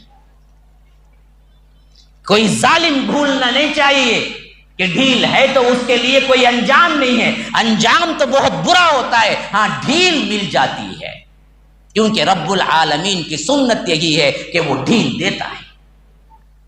ہمیں مایوس ہونے کی ضرورت نہیں ہے، ہمیں کام کرنے کی ضرورت ہے، ہمیں اصلاح کرنے کی ضرورت ہے، ہمیں بدلنے کی ضرورت ہے، ہمیں توبہ کرنے کی ضرورت ہے، ہمیں توحید پر آنے کی ضرورت ہے، ہمیں شرک چھوڑنے کی ضرورت ہے، ہمیں متحد ہونے کی ضرورت ہے، ہمیں رب پر توکل کرنے کی ضرورت ہے۔ پھر دیکھو زمین و آسمان تمہارے لیے کیسے بدل جاتے ہیں۔ بدلو، اب وقت ہے، کل نہیں ہوگا۔ تو فرمایا یا بنی، یہ ہے خطاب یا بنی اسرائیل کا جو میں نے آپ کے سامنے رکھا۔ فرمایا کہ اے بنی اسرائیل، جس کا ایک ترجمہ یہ ہوگا کہ اے اولاد یعقوب، یاد کرو وہ موقع، اذکروا نعمتی التی انعمت علیکم، جب ہم نے تم پر تمام نعمتیں پوری کر دی تھی، اور وَأَوْفُوا بِعَهْدِي، تمہارے سے پختہ عہد لیا تھا۔ اوفی بعہدکم، کہ تم دراصل کیا کرو، پورا کرو، اور اپنے رب سے جو عہد کیے تو میں بھی تمہارے ساتھ وہ عہد پورا کروں گا۔ کون سا عہد بھائی؟ کون سی اگریمنٹ ہے جس کے بارے میں اللہ یاد دلا رہا ہے کہ میں نے تم سے کہا تھا کہ تم عہد پورا کرو تو میں بھی تمہارے ساتھ عہد پورا کروں گا؟ کون سی اگریمنٹ؟ کون سا عہد؟ ہاں جی ہاں، عہد کو یاد دلانے کے لیے وہی قرآن کی طرف آپ رجوع کیجئے۔ القرآن یفسر بعضہ بعضا کے تحت آپ تفسیر کے طور پر قرآن کو تفصیل سے پڑھیے۔ قرآن وہ عہد ذکر کرتا ہے، وَإِذْ أَخَذَ رَبُّكَ مِن بَنِي آدَمَ مِن ظُهُورِهِمْ ذُرِّيَّتَهُمْ وَأَشْهَدَهُمْ عَلَىٰ أَنفُسِهِمْ أَلَسْتُ بِرَبِّكُمْ قَالُوا بَلَىٰ شَهِدْنَا أَن تَقُولُوا يَوْمَ الْقِيَامَةِ إِنَّا كُنَّا عَنْ هَٰذَا غَافِلِينَ۔ یاد کرو جب تمہارے رب نے تم سے عہد لیا تھا، أَخَذَ رَبُّكَ مِن بَنِي آدم من ظہورہم، بنی آدم سے میں نے تمام ذریت کو نکالا اور ان کو سامنے رکھ کے پوچھا الست بربکم، کیا میں تمہارا رب نہیں ہوں؟ تم سب نے کہا کہ قالوا بلا، بے شک تو ہی ہمارا رب ہے۔ ہم نے اس واسطے کیا کہ شہیدنا ان تقولوا یوم القیامہ، کہ کل قیامت کے دن تمہارے لیے گواہ ہو جائے اور یہ نہ کہنے لگو کہ انا کنا عن ھذا غافلین، اے اللہ ہم کو معلوم نہیں تھا تو رب ہے، معلوم ہوتا تو ہم کسی اور کو نہ پکارتے، اے اللہ ہم کو معلوم ہی نہیں تھا، باپ دادا بولے کہ فلاں کو پکارو ہم پکارتے رہے، اور باپ دادا بولے کہ فلاں کے چکر چاٹو ہم چاٹتے رہے، باپ دادا بولے کہ فلاں درگاہ کو جاؤ جاتے رہے، باپ دادا بولے کہ فلاں مندر کو جاؤ جاتے رہے، کوئی عذر نہیں ہوگا، کیونکہ اللہ نے توحید تمہارے دلوں کے اندر پیدائش سے پہلے ڈال دی۔ بعض لوگ بولتے ہیں ارے نہیں بھائی ان کو حجت قائم نہیں ہوئی نا، حجت قائم ہو چکی۔ کون بولا حجت قائم؟ دعوت پہنچائے تھی نا، کون بولا؟ دعوت پہنچ چکی ان کی، آپ پہنچائیں یا نہ پہنچائیں، اگر کافر مشرک مرے گا تو جہنمی ہے۔ یہ عقیدہ بالکل غلط ہے۔ اگر ہم نہیں پہنچائے وہ مر گیا تو پھر اسے چھوٹ ہے یا آ کر اسے امتحان ہوگا، کون بولے؟ اگر ویسا ہوتا تو پھر اللہ کے رسول صلی اللہ علیہ وسلم کے باپ کے لیے امتحان ہوتا، ماں کے لیے امتحان ہوتا، جبکہ صحیح مسلم کی صحیح تر روایت میں ہے کہ ایک آدمی آیا، پوچھا اللہ کے رسول میرے باپ کہاں ہیں؟ کہا کہ جہنم میں۔ وہ آگے پوچھا اللہ کے رسول میرے باپ کہاں ہیں؟ کہا کہ جہنم میں۔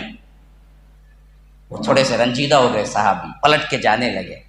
اللہ کے رسول نے بلایا کہ ادھر آؤ، تمہارے باپ میرے باپ دونوں جہنم میں۔ صحیح مسلم کی روایت، کہا کہ تمہارے باپ میرے باپ دونوں جہنم میں۔ حجت قائم کرنے کے لیے کون توحید پیش کیا ان کے پاس؟ پھر کیوں جہنم میں اللہ کے رسول کے باپ؟ حجت قائم ہو چکی۔ وَإِذْ أَخَذَ رَبُّكَ مِن بَنِي آدَمَ مِن ظُهُورِهِمْ۔ سمجھو بات کو، عقیدہ نے بگڑنا، یہ بالکل غلط خیال ہے جو غیر مسلموں کی تبلیغ کے لیے لوگ لچک لچک کر پیش کرتے ہیں۔ کیا ہے؟ ارے نہیں بھائی ابھی ہم حجت قائم نہیں، ان کو کافر کیسے بولتے؟ وہ کافر ہی ہیں جی، حجت تو رب نے قائم کر دی پہلے ہی۔ مرے گا شرک پہ تو وہ جہنم ہی جائے گا، یہی عقیدہ ہے ہمارا۔ صحیح مسلم کی روایت میں اللہ کے رسول صلی اللہ علیہ وسلم نے کہا کہ میں نے اپنی ماں کی زیارت اور مغفرت کی اجازت مانگی، اللہ نے اجازت دی صرف زیارت کی، مغفرت سے انکار کر دیا، نہ کرنا تو۔ ماں کی مغفرت نہیں ہوئی، اللہ کے رسول کی ماں کی، انہیں کون سمجھایا تھا توحید جا کے؟ لیکن ہے جہنم میں، صحیح طرح حدیث ہے، انکار ہی نہیں کر سکتے۔ ہم کو لچک لچک کے بات کرنا نہیں ہے، سیدھی سیدھی بات کرنی ہے۔ یہ عہد ہو چکا، اس عہد کے بنا پر اگر آپ کو پیدائش کے بعد، عقل آنے کے بعد آپ کو ڈھونڈ کے لینا ہے توحید، نہ لیے مر گئے تو مشرک ہے، وہ جہنمی ہے۔ یہی عہد اسی لیے اللہ نے پوچھا، اللہ نے کہا کہ اوفو بعہدی اوفی بعہدی، اس عہد کو تم پورا کرو۔ میں میرے عہد کو پورا کروں گا۔ کون سا عہد؟ اگر تم توحید پر قائم رہو گے تو ہم تمہاری دنیا بھی سنوار دیں گے، آخرت میں تمہارے لیے جنت بھی ہے۔ دونوں چیزیں ہیں، دنیا بھی تمہارے ہی لیے ہے۔ ہاں، وَلَقَدْ كَتَبْنَا فِي الزَّبُورِ مِن بَعْدِ الذِّكْرِ أَنَّ الْأَرْضَ يَرِثُهَا عِبَادِيَ الصَّالِحُونَ، ہم نے زبور میں بھی یہ لکھ دیا ہے، اس سے پہلے کی کتابوں میں بھی یہی لکھا ہے، یہ زمین کی وراثت ہم کن کو دیں گے؟ صالحین کو دیں گے۔ ہاں، زمین کی مملکت، بادشاہت بھی ہم نیک لوگوں کو ہی دیتے ہیں، لیکن نیک لوگ اس قابل ہیں ہی نہیں تو ان کو نہیں دیتے، پھر ظالموں کو دیتے ہیں۔ ہم اس قابل نہیں ہیں کہ ہم اللہ کی توحید کو قائم کرتے، پھر ہماری یہ حالت نہ ہوتی۔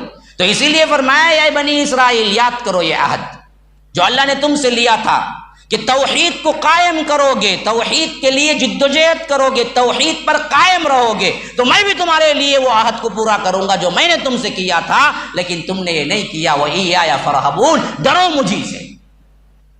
اب دوسری آیت سن لیجئے، وَآمِنُوا بِمَا أَنزَلْتُ مُصَدِّقًا لِمَا مَعَكُمْ، دیکھو تورات انجیل تمہاری طرف نازل ہوئی، لیکن یہ قرآن اسی کی تصدیق کرتے ہوئے آیا ہے، تو سب سے پہلے تم کو آنا چاہیے، تم دراصل انکاری نہ بنو، ایمان لاؤ اس پر جو تمہارے سامنے کتاب آ چکی ہے، قرآن۔ وَلَا تَكُونُوا أَوَّلَ كَافِرٍ بِهِ، ہرگز ہرگز بھی تم خود ہی اول کافر نہ بن جانا، پہلے انکار کرنے والے تم خود نہیں بن جانا۔ وَإِيَّايَ فَاتَّقُونِ، اللہ سے ڈرو ایسے کام کرنے سے۔ آج ہماری حالت بھی ویسے ہی، ہماری حالت کیا ہے جی؟ کتاب و سنت کا تو بڑا نعرہ ہے، بہت اچھا ہے، بہت بہاتا ہے، لیکن کیا واقعتاً کتاب و سنت پر ہی پیروی ہے پوری؟ نہیں۔ مٹھا کھانا سنت، یہ تو ہم لیتے ہیں، داڑھی رکھنا معلوم نہیں مولوی صاحب، نہیں، بڑی مشکل بات ہے نا بھائی۔ ہاں، حرام نہ کھاؤ، نہیں ہوتا ہمارے ہاتھ سے۔ جھوٹ نہ بولو، ارے کیسے بولے صاحب بغیر جھوٹ کے رہیں گے؟ وہ سب وہ پرانا زمانہ وہ گیا، وہ دھوکہ نہ دو، ارے ہمارے ہاتھ سے۔ رشتے داری نہ قطع کرو، ہم کو بتا نہیں وہ کیا معاملہ ہے۔ ہم دیکھیے اپنے طور پر جو چل رہے ہیں شریعت پہ، منمانی طور پر، جو آسان ہے اس کو تو پکڑ لیا، جو مشکل ہے اس کو چھوڑ دیا۔ پھر آپ اس کو قرآن بتاؤ، حدیث بتاؤ، ماننے والا نہیں۔ ہماری اکثریت کون سی ہے؟ وہی جو من پسند دین کو اختیار کرتی ہے، مکمل دین کو نہیں اختیار کرتی۔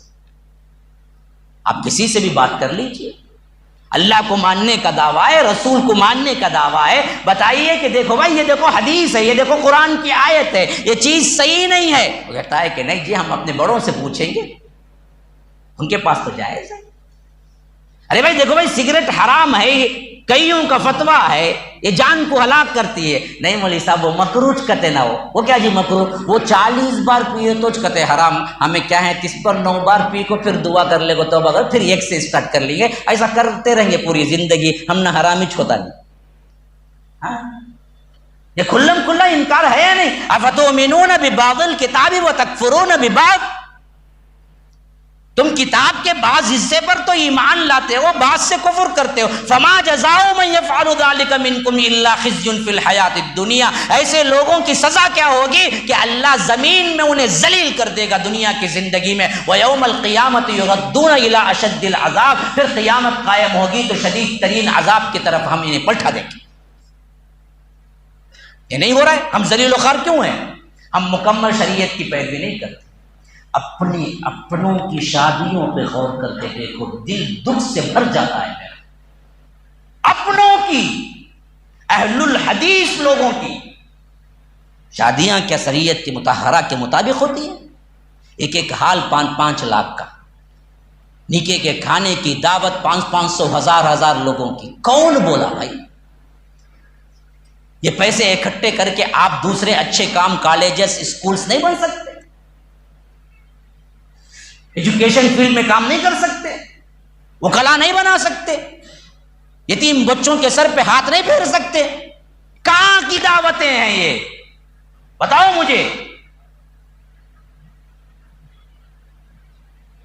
کوئی زبان کھولنے والا نہیں، سب شرک۔ ہماری دعوتوں میں جو اسراف ہوتا ہے کیا اللہ نہیں پوچھے گا؟ یہاں سنت نہیں آتی، یہاں یاد نہیں رہتا، رفع الیدین ہاتھ سینے پہ باندھنا اور اسی طرح چند مسائل، چند اپنے رسومات وہ تو ہیں، وہی سب کچھ اہل الحدیثیت ہے۔ یہ تو ایک حصہ ہے۔ اہل الحدیث کا مطلب ہے حدیث پہ چلنے والا، حدیث والا، کل پوری زندگی۔ کیا اللہ کے رسول صلی اللہ علیہ وسلم نے ولیمے کی دعوت بھی کیسے کی؟ امہات المومنین میں سے ایک کے ولیمے کی دعوت کے بارے میں حدیث میں آیا، اللہ کے رسول نے کہا، غالباً حضرت جویریہ ہے یا حضرت زینب ہے، کہا کہ لوگوں تمہارے پاس جو کچھ ہے لے آؤ۔ وہ اپنے اپنے گھروں سے کچھ لے آئے تھے، کچھ ملیدہ لے آیا، کچھ شکر لے آیا، کچھ گڑ لے آیا، شکر تو نہیں تھا کچھ گڑ، ایسے اللہ کے رسول نے اپنے ہاتھ سے ملایا، کہا کہ تھوڑا تھوڑا کھا لو، ولیمہ ہو گیا۔ ایسا ولیمہ کب کیا تھا؟ آپ بلائیں کہ بھائی میرے بیٹے کا ولیمہ ہے، سب آ گئے، بولے کہ بھائی جاؤ ایک ایک چائے سب پی لو وہاں ہوٹل میں، اور ساتھ میں کیا ایک بسکٹ لے لو، میں پیسہ ادا کر دوں گا۔ آپ نہیں ماریں گے اسے پکڑ کے چپل سے؟ کیا رے ولیمے کو بلایا سب؟ پہلے بولتا تو آتا نہیں تھا، کیوں کیا ولیمہ نہیں ہوتا چائے سے؟ کھانا ہی ضروری ہے کیا؟ کر کے دکھاؤ نا، کبھی کیا؟ یہ لاکھوں کے پیسے جو آپ لگاتے ہیں صرف شان شوکت کے لیے، نکاح اور ولیمے کے نام پر، یہ کہاں سے وجود میں آیا؟ کہاں سے آیا بھائی؟ تاریخ میں بتاؤ، سیرت میں بتاؤ، کس کا ولیمہ دو کتنے؟ اچھا ہم تو پوری تاریخ میں دیکھتے ہیں کہ حجاز نہیں، پورے سلطنت اسلامیہ میں جب بھی عروج کا زمانہ تھا ہم نے مساجد دیکھے، لیکن شادی خانے آپ مجھے نوٹ کروائیے کہ صحابہ کے دور میں فلاں فلاں مقام پہ شادی خانے تھے، بتاؤ مجھے ایک شادی خانہ۔ یہ شادیاں نہیں ہوتی تھی کیا صحابہ کی؟ کہاں ہوئی؟ شادی خانے میں؟ بتاؤ ایک شادی خانہ مجھے پوائنٹ آؤٹ کر کے بتلاؤ کہ یہ شادی خانہ بنایا گیا تھا حضرت عمر کے دور میں، حضرت عثمان کے دور میں، بتاؤ مجھے، بتاؤ نا۔ شادیاں کہاں ہوتی تھی پھر؟ کہاں نہیں ہوتی تھی؟ سوال اٹھتا نا، جب شادی خانے نہیں تھے تو ہوتی کہاں؟ گھروں میں ہوتی تھی، بس 4 لوگ 5 لوگ جمع ہو گئے، شادی ہو گئی، بس ولیمے کے لیے چند لوگ جمع ہوتے تھے گھر میں، بس اعلان تھا۔ نکاح تو 4 لوگ جمع ہو گئے، ایجاب و قبول ہو گیا، 2 گواہ ہو گئے، 1 ولی ہو گئی، شادی ہو گئی۔ لا نکاح الا بولی و شاہد عدل، مسئلہ ختم۔ وہی تو شادیاں تھی۔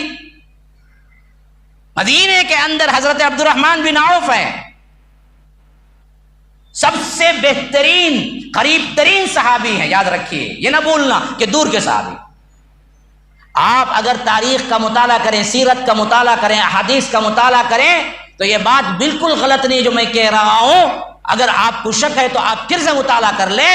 حضرت ابو بکر، عمر، عثمان، علی کے بعد عشرۃ المبشرہ میں نہیں بلکہ پورے صحابہ میں کسی کا درجہ ہے تو 5ویں نمبر پہ حضرت عبد الرحمن بن عوف ہیں۔ اتنے بڑے صاحب، 4 خلفاء کے بعد 6واں نمبر کسی کا آتا ہے تو وہ عبد الرحمن بن عوف ہے۔ اتنے کلوز اور اتنے مرتبے والے صحابی، صدیق اکبر، فاروق اعظم، عثمان غنی، علی رضی اللہ عنہ، ان کے بعد عبد الرحمن بن عوف کا نمبر ہے، اور یہ مہاجر ہیں، اللہ کے رسول صلی اللہ علیہ وسلم سے بڑے قریب کے ہیں، مدینہ پہنچتے ہیں۔ مدینے میں حالت ان کی یہ ہے کہ کچھ پیسہ نہیں ہے، سعد ابن الربیع کو بلاتے ہیں جو کہ انصار میں سے ہیں۔ اللہ کے رسول صلی اللہ علیہ وسلم انصار کے ایک مکان میں سب کو جمع ہونے کا کہتے ہیں، مہاجر بھی ہیں، انصار بھی ہیں، سعد ابن الربیع کو بلاتے ہیں اور حضرت عبد الرحمن بن عوف کو ایک طرف سے بلاتے ہیں، دونوں کے ہاتھ میں ہاتھ دیتے ہیں اور کہتے ہیں کہ آج سے تم بھائی بھائی ہو۔ یہ دونوں بھائی بنتے ہیں۔ سعد ابن الربیع اپنے گھر لے جاتے ہیں، سامان اکٹھا کرتے ہیں اور کہتے ہیں عبد الرحمن بن عوف سے، اللہ کے رسول نے آپ کو میرا بھائی بنایا اور آپ بے گھر ہیں، مال نہیں ہے، سب کچھ چھوڑ کے اللہ کی راہ میں آپ آئے ہیں، بے یار و مددگار، اور میں یہاں کا باسی ہوں، میرے پاس سب کچھ ہے، گھر ہے، دار ہے، مکان ہے، مال ہے، میں سب کچھ آدھا آدھا آپ کے درمیان بانٹ دیتا ہوں۔ یہ گھر کا پورا سامان ہے، اس کو آدھا آدھا لے لو۔ میرے 2 باغ ہیں، ایک باغ تمہارا، ایک باغ میرا، میری 2 بیویاں ہیں۔ ابھی پردے کا حکم نازل نہیں ہوا تھا تو سعد بن الربیع نے کہا کہ بیویوں کو دیکھ لو، جو پسند آئے میں طلاق دے دیتا ہوں، عدت کے بعد شادی کر لینا۔ ایسا ایثار بھی کہیں آپ نے دیکھا ہے؟ ہم ہوتے تو کیا بولتے؟ کائی کو 2 باغ ہی میں، ایک تمہیں رکھے، دونوں دے ڈالو بولتے۔ وہ تو عبد الرحمن بن عوف تھے، انہوں نے کہا کہ اللہ آپ کے مال میں، آپ کے عمر میں، آپ کے ازواج میں، آپ کے اولاد میں برکت دے، مجھے کچھ نہیں چاہیے، اللہ تعالیٰ آپ کو اور مجھے صرف بازار کا راستہ بتلا دیں۔ یہ بازار کرنا ہے تاکہ میں خود جاؤں، کچھ نہ کچھ کوشش کر لوں، اللہ نے میرے لیے کیا رکھا ہے میں خود کما لوں۔ عبد الرحمن بن عوف نے ان سے ایک چیز نہیں لی۔ مدینے کا بازار بتلایا گیا۔ عبد الرحمن بن عوف رضی اللہ عنہ کہتے ہیں کہ صبح سویرے میں جنگل جاتا، لکڑیاں چنتا اور وہ لے کے آتا اور بیچ دیتا، اس سے کچھ رقم بچتی تو میں دوسرے دن کے لیے اٹھا رکھتا۔ ایک مرتبہ اللہ کے رسول صلی اللہ علیہ وسلم سے ملاقات ہو گئی اور اللہ کے رسول صلی اللہ علیہ وسلم نے پوچھا کہ عبد الرحمن کیا کرتے ہو؟ کہا کہ اس طرح کا کام کر رہا ہوں کہ جو کچھ بھی آتا ہے وہ کھانے میں گزر جاتا ہے، کچھ بچ جاتا ہے تو کل کے لیے رکھ لیتا ہوں۔ تو اللہ کے رسول ان کے لیے دعا کے لیے ہاتھ اٹھاتے ہیں، کہتے ہیں کہ اے اللہ عبد الرحمن کے بزنس میں، تجارت میں ترقی دینا، برکت دینا، یہ دعا کا اثر ہوتا ہے۔ پھر حضرت عبد الرحمن بن عوف کہتے ہیں اگر میں مٹی کو بھی چھو جاتا تو سونا بن جاتا۔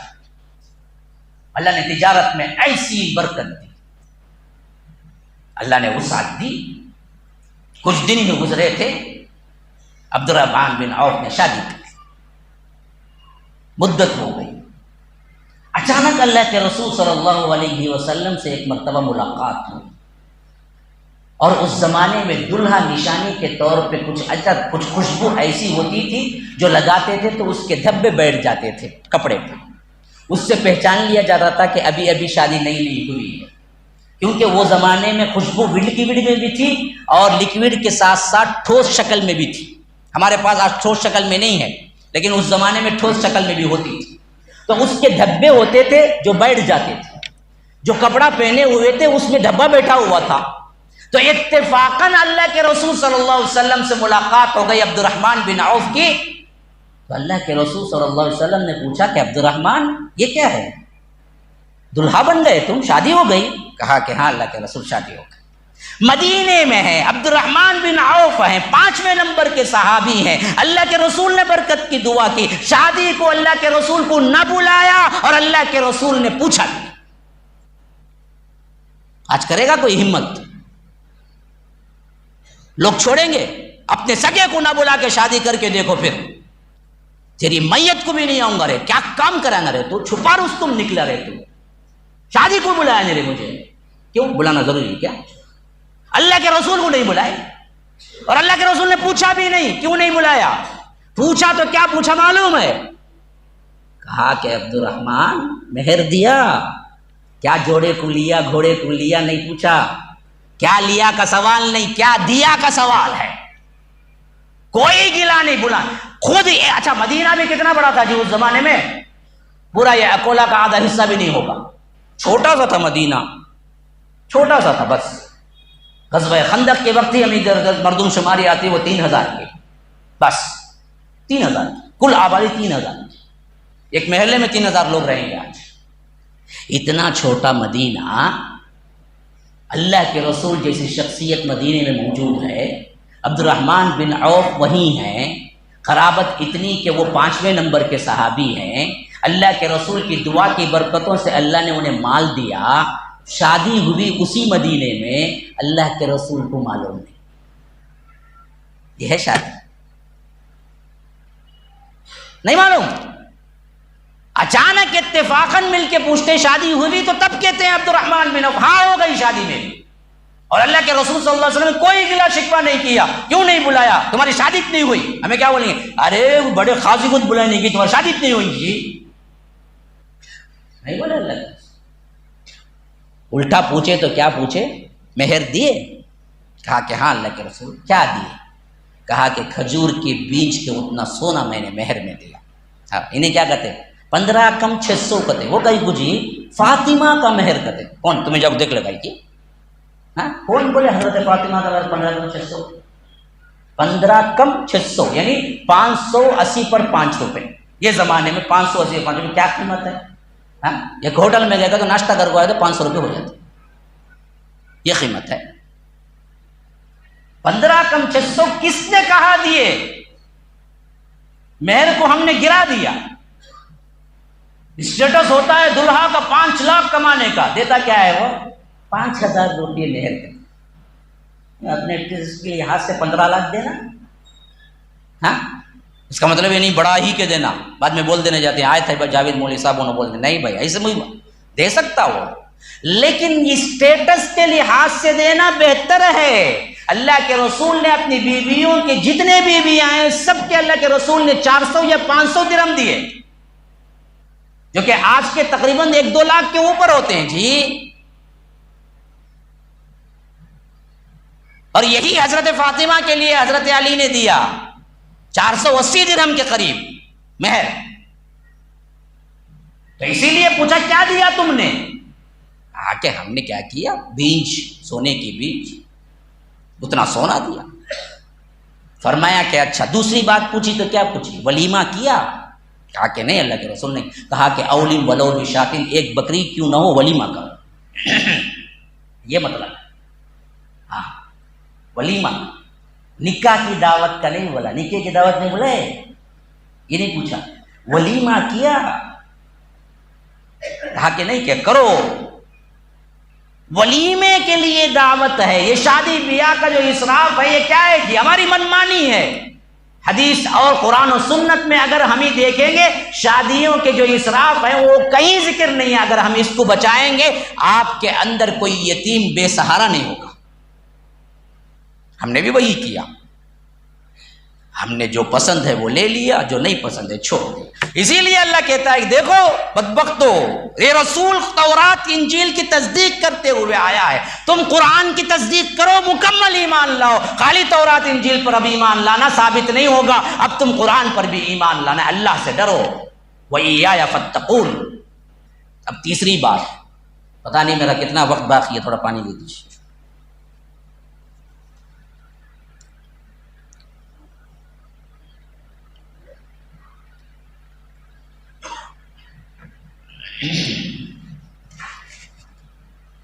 پھر فرمایا کہ وَلَا تَلْبِسُوا الْحَقَّ بِالْبَاطِلِ وَتَكْتُمُوا الْحَقَّ وَأَنْتُمْ تَعْلَمُونَ۔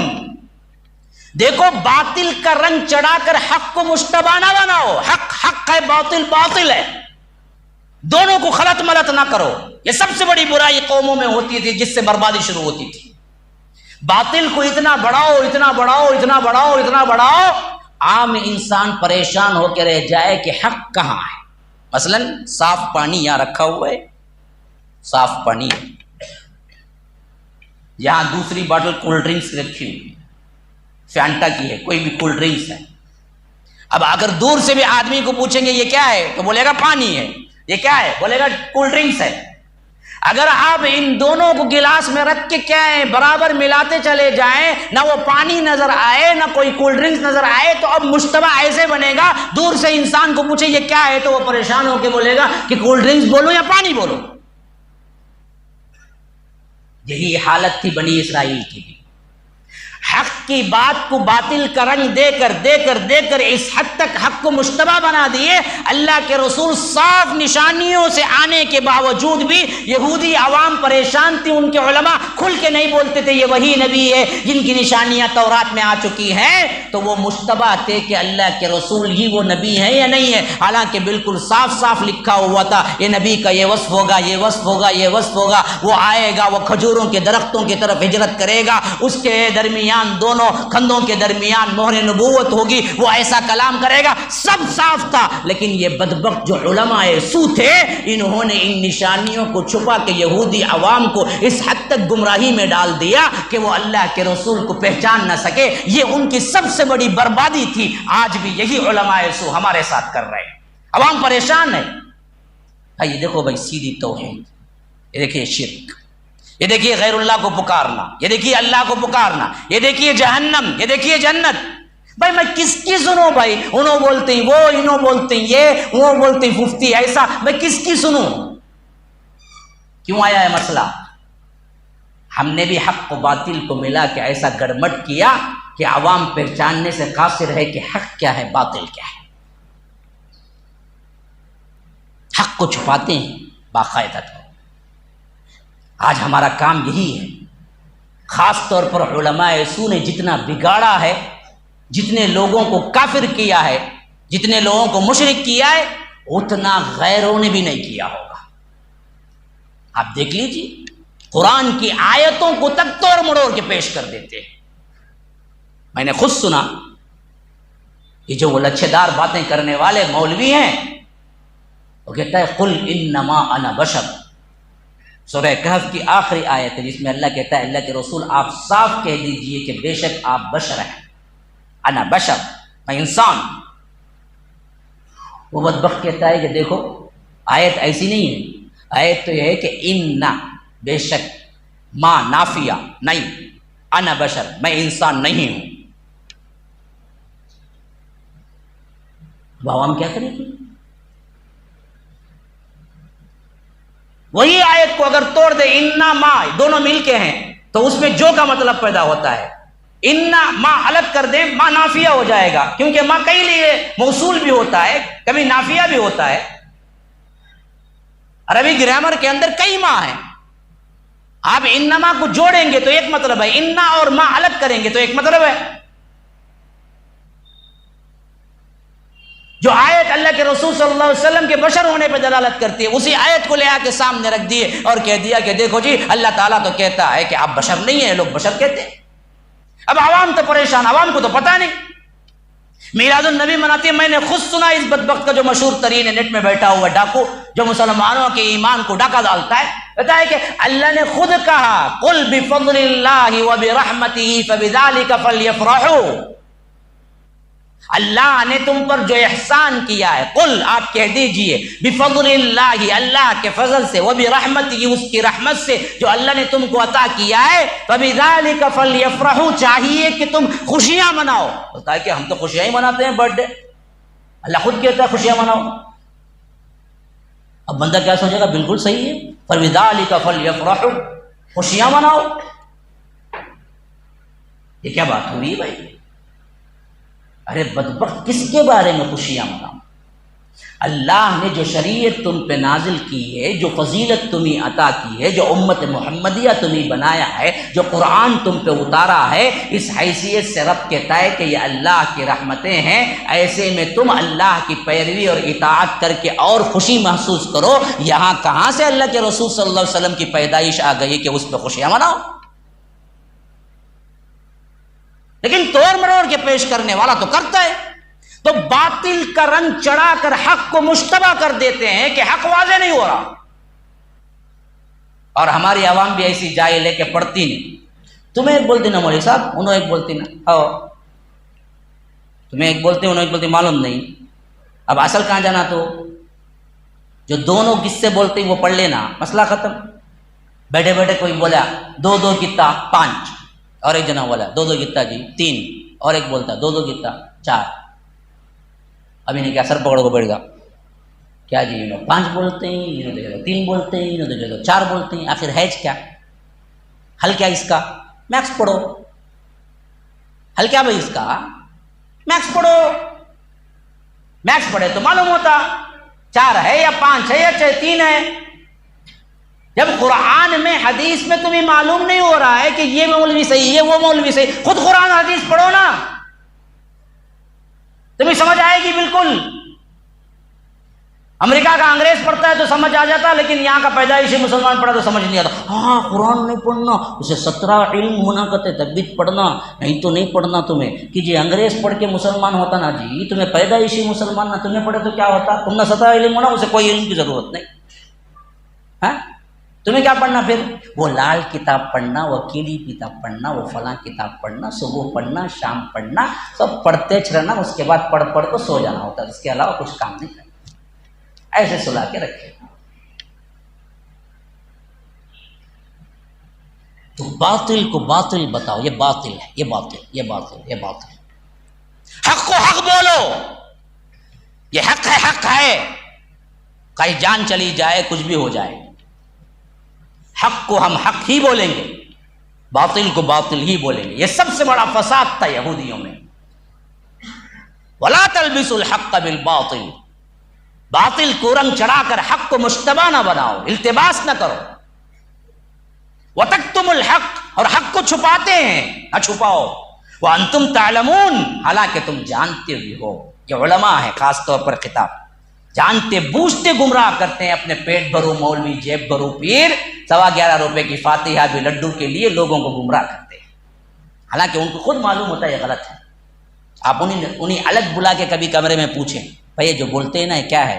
او معلوم مولوی صاحب، لیکن کیا کرنا، پیٹ بھی ہے نہیں، اللہ پیٹ بھی دیا ہے نہیں، تو جہنم کی آگ بھرنا ہے پیٹ پہ؟ ہاں، انتم تعلمون۔ اب پھر آ گئی وہ بات جو ہمارے پورے معاشرے کو بنیاد کے طور پر جوڑ، وَأَقِيمُوا الصَّلَاةَ وَآتُوا الزَّكَاةَ، دیکھو نماز قائم کرو، زکوٰۃ ادا کرو، وَارْكَعُوا مَعَ الرَّاكِعِينَ، اور رکوع کرنے والوں کے ساتھ رکوع کرو۔ یہ کیا ہے؟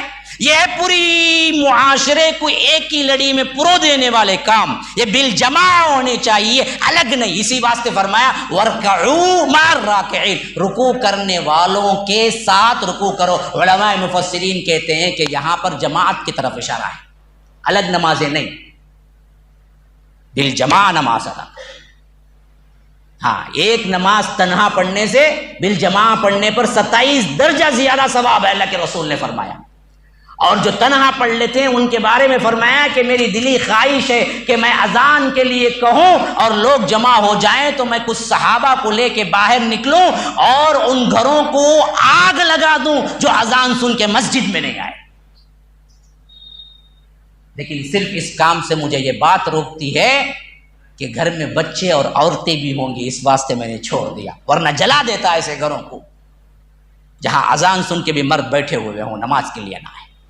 بالجماع، جماعت کے بندھن کو مضبوط باندھنے والی نماز ہے، اور تمہاری معاشی تمام مسائل کا حل زکوٰۃ ہے۔ انہوں کیا کرتے کہتے ہیں؟ روزانہ بانٹ ڈالتے کہتے ہیں، ہاں یہ لے کو دے دیے، وہ لے کے دیے۔ یہ انفرادی زکوٰۃ دینے سے کیا ہو گیا؟ سسٹم پورا چوپٹ ہو گیا ہمارا۔ ہاں، 10 سال سے زکوٰۃ لے رہا ہے، 11ویں سال بھی زکوٰۃ لے رہا ہے۔ سسٹم ہمارا کیا تھا؟ ایک مرتبہ بھی اسے زکوٰۃ دے کے مدد کرو، اگلے سال وہ زکوٰۃ دینے والا بن جائے، یہ سسٹم تھا ہمارا۔ زکوٰۃ سب بیت المال میں جمع کرو، بیت المال کفالت کرے گا غریب کی، اور غریب کو اتنا دے گا وہ امیر بن جائے گا، پھر وہ زکوٰۃ دے گا۔ یہ سسٹم چل رہا تھا، ہم نے سسٹم ہی کو پامال کر دیا، انفرادی نکال کے دیتے چلے گئے۔ اب دراصل جو مانگ کے آتا ہے نا وہ بھکاری ہی رہتا ہے، ہر سال زکوٰۃ لیتا انہیں، ابھی ایک کی نہیں لیتا، پورے لوگوں کی لیتا، لے کو اس کا بینک بیلنس بڑھ جاتا، دینے والے کم ہو جاتا، تب بھی لیتا۔ فقیر کا کام کیا ہے؟ پیشہ ہی بھکاری ہے۔ ہم بھی کیا کرتے؟ 50,000 نکل رہی ہے زکوٰۃ، آپ کسی ٹھیلے والے سے ملے، مزدور سے، کئی طرح مسئلہ کیا ہے؟ ہمارے پاس بزنس نہیں ہے، کچھ نہیں ہے، سرمایہ نہیں۔ اچھا ایک کام کرو، میں تمہیں دیتا ہوں سب کچھ، تم سرمایہ میں لگاتا ہوں، آپ تجارت کرو، اور یہ تجارت کے ساتھ تم کیا ہے اپنی زندگی استوار کرو۔ اگر وہ 50 کا 50 ادھر ٹرن کرتے نا کہ ایک کی زندگی بن جاتی، ہم کیا کرتے؟ وہ 50,000 میں سے 5,000 ایک فقیر کو، اور ایک 5,000 ایک فقیر کو، اور ایک سب ملا کے سال بھر کا کیا ہے مٹھائی کھا لے گا، پھر دوسرے سال آتا انہیں پھر برابر زکوٰۃ۔ سسٹم جو تھا وہ سسٹم کو ہم نے پامال کر دیا، بالجماع ہونا چاہیے تھا۔ اس لیے فرمایا کہ اقیموا الصلاۃ وآتوا الزکاۃ وارکعوا مع الراکعین۔ اب اس سے عام ترین بات، اتامرون الناس بالبر، کیا تم نیکی کا حکم دیتے ہو؟ وتنسون انفسکم، اپنے آپ کو بھول جاتے ہو، وانتم تتلون الکتاب، حالانکہ تم کتاب پڑھتے ہو۔ یہ بھی سب سے بڑی بیماری ہے قوموں کے زوال کی۔ کیا بولیں گے؟ ہر ایک کو وہی بتائیں، انہیں کیا کرتے ہیں؟ انہوں برابر نہیں کی، انہوں برابر نہیں، انہوں برابر۔ دنیا میں کون سی برابر؟ میں چکت برابر۔ ہاں، نیکی کا سب کو حکم، خود کچھ نہیں. اس لیے اللہ کہتا ہے ارے بدبختو کیسی روش اختیار کر لی تم نے، اتامرون الناس بالبر، لوگوں کو تو نیکی کا حکم دیتے ہو، وتنسون انفسکم، اپنے آپ کو بھول جاتے ہو، وانتم تتلون الکتاب، حالانکہ تم کتاب پڑھتے ہو، افلا تعقلون، کیا تم عقل نہیں رکھتے؟ پہلے حکم دینے سے پہلے خود کو دیکھو، خود پہ عمل کرو.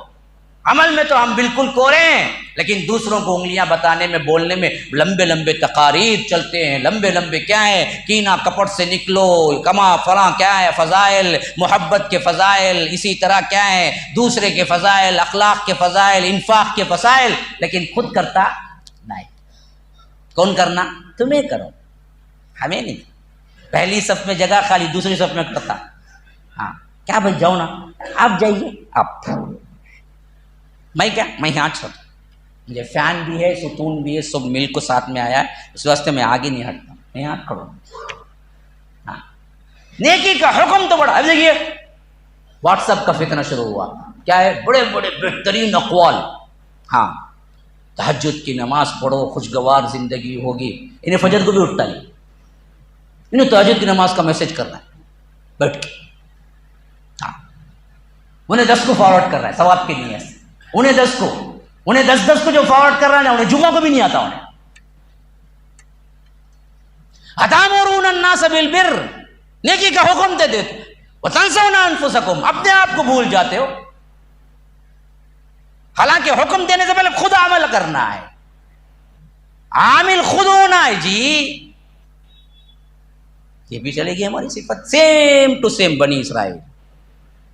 وانتم تتلون الکتاب، حالانکہ کیا ہے، دعویٰ تو ہے کتاب پڑھتے ہیں ہم، قرآن ہے بھائی، حدیث ہے بھائی، دعویٰ تو ہے. افلا تعقلون، کچھ عقل رکھتے ہو تم؟ کیوں ایسے کام کرتے؟ پھر اس کے بعد پھر ایک حکم، واستعینوا بالصبر والصلاۃ، استعانت، مدد طلب کرو. کس سے؟ صبر اور نماز سے. معمولی بات نہیں ہے ان چیزوں پہ عمل کرنا جو اوپر ذکر ہوئی ہیں. اقیموا الصلاۃ وآتوا الزکاۃ وارکعوا مع الراکعین. اتامر، اس پر کیسے عمل ہوگا بھائی؟ عمل ہوگا صبر اور نماز سے. تمہارے اندر صبر ہونا چاہیے. آج ہمارے اندر صبر ہے؟ آپ کسی کا صبر دیکھنا ہے تو 2 مرتبہ 3 مرتبہ اسے غصہ دلا کے دیکھ لیں، معلوم ہو جائے کتنے پانی میں ہے. ایسے ایسے گالیاں نکالے گا، شیطان بھی دیکھے گا کہ کیا یہ میرے پاس ہے یا اس کے پاس کہاں سے آئے، آسمان سے اترے دیکھے گا. ہاں ہم اس وقت ہی ہے اچھے جب وہ اچھا چلتا، تھوڑا سا اس کے مزاج کے خلاف کر کے دیکھیں، ایسے ایسے نکالتا دیکھیے، اللہ اکبر، پناہ مانگنا ہے پورا شیطان کا گروہ آ کے، بابا میں بھی سرنڈر ہوتا ہوں، ذرا مجھے بھی سکھا ہوا الفاظ، تیرے پاس نہیں تو میرے پاس نہیں. صبر نام کی چیز نہیں. اسی واسطے ہمارے اندر کیا ہے، 1000 پریشانیاں، حسد، کینہ، کپٹ. کیوں؟ صبر نہیں کرتا. ذرا مزاج کے خلاف ہوا بکوا، ذرا مزاج کے خلاف ہوا فتوا، ذرا مزاج کے خلاف ہوا اس سے ملنا نہیں، ذرا مزاج کے خلاف ہوا مسجد کو جانا نہیں. اپنے مساجد میں کئی لوگ ایسے ہیں، یہ مسجد کو جاتے، وہ مسجد کو جاتے نہیں. ہاں ان سے لڑائی ہوگی بھائی ہماری. ارے بیوقوف، مسجد اللہ کی ہے، مسجد تو اللہ کی ہے. کئی ایسے رشتہ دار ہیں جو ایک دوسرے کا منہ نہیں دیکھتے، سلام نہیں کرتے، صرف چھوٹی سی بات. صبر نہیں. یہ تو منافق کی صفت ہے. اذا خاصم فجر، جب لڑائی جھگڑا ہو تو گالی گلوچ پہ اتر آئے. معاف کرو، معاف کرو، عفو درگزر کرو. اللہ تمہیں معاف کرتا رہے، تم پسند نہیں کرتے. اگر تم پسند کرتے ہو تو معاف کرتے رہو. چلو بھائی چلو، ہم کتنے گناہ کرتے ہیں، اللہ معاف کرتا ہے. ہمارے سے کیا ہے، کوئی اونچ نیچ ہو جائے، کوئی ہم سے بدتمیزی سے پیش آئے، ہم معاف کرتے ہیں. یہ جذبہ نہیں آتا ہے. صبر کرنا ہے تبھی بالجماع بننے ہوگا. جماعتوں میں فساد کیوں آتا پتہ ہے؟ صبر نہیں ہوتا. صبر کریں گے تو ایک دوسرے کو ایڈجسٹ کریں گے. بھائی کچھ بھی ہو وہ ہمارا ہے بھائی، وہ توحید والا ہے بھائی، وہ گالی بھی دے دیا قبول ہے بھائی، لیکن الگ ہونا پسند نہیں ہے مجھے. صبر، اس لیے فرمایا کہ صبر سے مدد لو اپنے آپ کو. تمہارے اندر صبر چھوٹ گیا، برباد ہو جاؤ گے. ہاں استعینوا بالصبر. اور دوسری چیز، نماز سے مدد لو. کیا مطلب؟ نماز ایک ایسی چیز ہے جو تمہارے پورے ایمان کی حفاظت کرتی ہے، اس واسطے نماز کے اندر استحکام پیدا کرو کہ نماز چھوٹنے نہ پائے۔ وَإِنَّهَا لَكَبِيرَةٌ، رب خود کہتا ہے کہ یہ بہت بڑی بات ہے نماز اور صبر سے مدد لے کے کھڑے ہونا، لیکن إِلَّا عَلَى الْخَاشِعِينَ، جو اللہ سے ڈرتے ہیں ان کے لیے کوئی بڑی بات نہیں ہے۔ خالی منہ بولنے والے میں مسلمان نعرہ پیٹنے والوں کے لیے تو بڑا مشکل ہے نماز اور صبر پہ مدد لینا، لیکن جو اللہ کے واقعتاً ڈرنے والے ہیں ان لوگوں کے لیے صبر اور نماز سے مدد لے کر اپنی زندگی گزارنا کوئی بڑی بات نہیں ہے۔ وہ کون لوگ ہوتے ہیں؟ فرمایا کہ الذین یظنون انہم ملاقو ربہم، جن کا یقین کامل ہوتا ہے کہ ایک دن اپنے رب سے ملاقات کرنا ہے، وانہم الیہ راجعون، اور ایک دن پلٹنا اسی کی طرف ہے اور وہاں سوال جواب ہوگا۔ یا بنی اسرائیل، پھر دوسری مرتبہ اسی رکوع کے اندر آ رہا ہے، اے بنی اسرائیل یاد کرو وقت نعمتی التی انعمت علیکم، جب ہم نے تم پر اپنی نعمت پوری کی، وانی فضلتکم علی العالمین، اور تمام عالموں پر ہم نے تمہیں فضیلت عطا کی۔ اب آ گئی آخری عقیدے کی بات جو ان میں بگاڑ پیدا کیا، وہ کیا تھا؟ واتقوا یوما لا تجزی نفس عن نفس شیئا، اس دن سے ڈرو جب کوئی نفس کسی دوسرے نفس کے کچھ کام نہیں آئے گا۔ قیامت کا وہ دن ہوگا جس میں کبھی کوئی کیا ہے مدد کرنے والا نہیں ہوگا، وہاں تمہارا ایمان عمل ہوگا، اس کے علاوہ کوئی نہیں ہوگا تمہارے ساتھ۔ اس دن سے ڈرو، وہاں کسی کی نہیں چلے گی، نہ پیر کی، نہ مرید کی، نہ دامن، اس کا دامن پکڑ لیں گے ہمیں، اس کا کس کا دامن جی پکڑو گے؟ سب ننگے اٹھیں گے تو کیا پکڑیں گے؟ کون سا دامن پکڑیں گے؟ ہاں، یہی عقیدے کا وہ بگاڑ تھا جو یہودیوں کو برباد کر کے رکھا، یہی عقیدے کا بگاڑ ہے جو آج ہم مسلمانوں کو برباد کر کے رکھا ہوا ہے۔ یاد رکھیے، یہ وسیلے، یہ ولی، یہ جتنے آپ لوگ اپنے لحاظ سے بنائے رکھے ہوئے ہیں مسلمان، یہ اصل میں بربادی عمل ہے۔ یہی وہ چیز تھی جو یہودیوں کو برباد کی۔ انہوں نے کہا ارے ہم میں بڑے بڑے انبیاء آئے ہیں جی، اللہ ایسے ہی جہنم میں ڈال دے گا، ہم کو ہرگز بھی نہیں ڈالے گا۔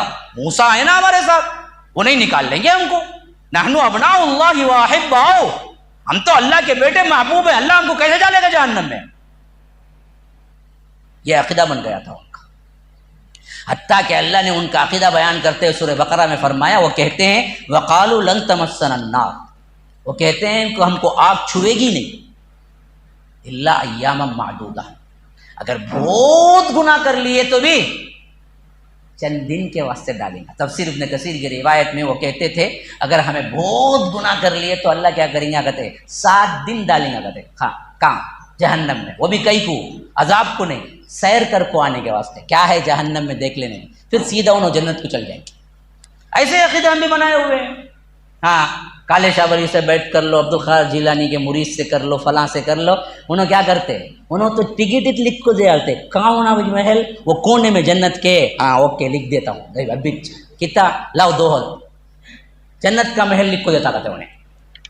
ہاں، اس کا یہاں سے محل بنا نہیں، انہیں جنت کا محل کی ٹکٹ لکھ کو دیتا کہتے انہوں فلاں۔ ابھی ایک بہشتی دروازہ کھلا بھی تھا، نیوز میں آیا بھی تھا، وہاں کیا خالی وہ دروازے سے گزر کے سب بس کہتے سیدھا جنت کو جاتے کہتے انہوں۔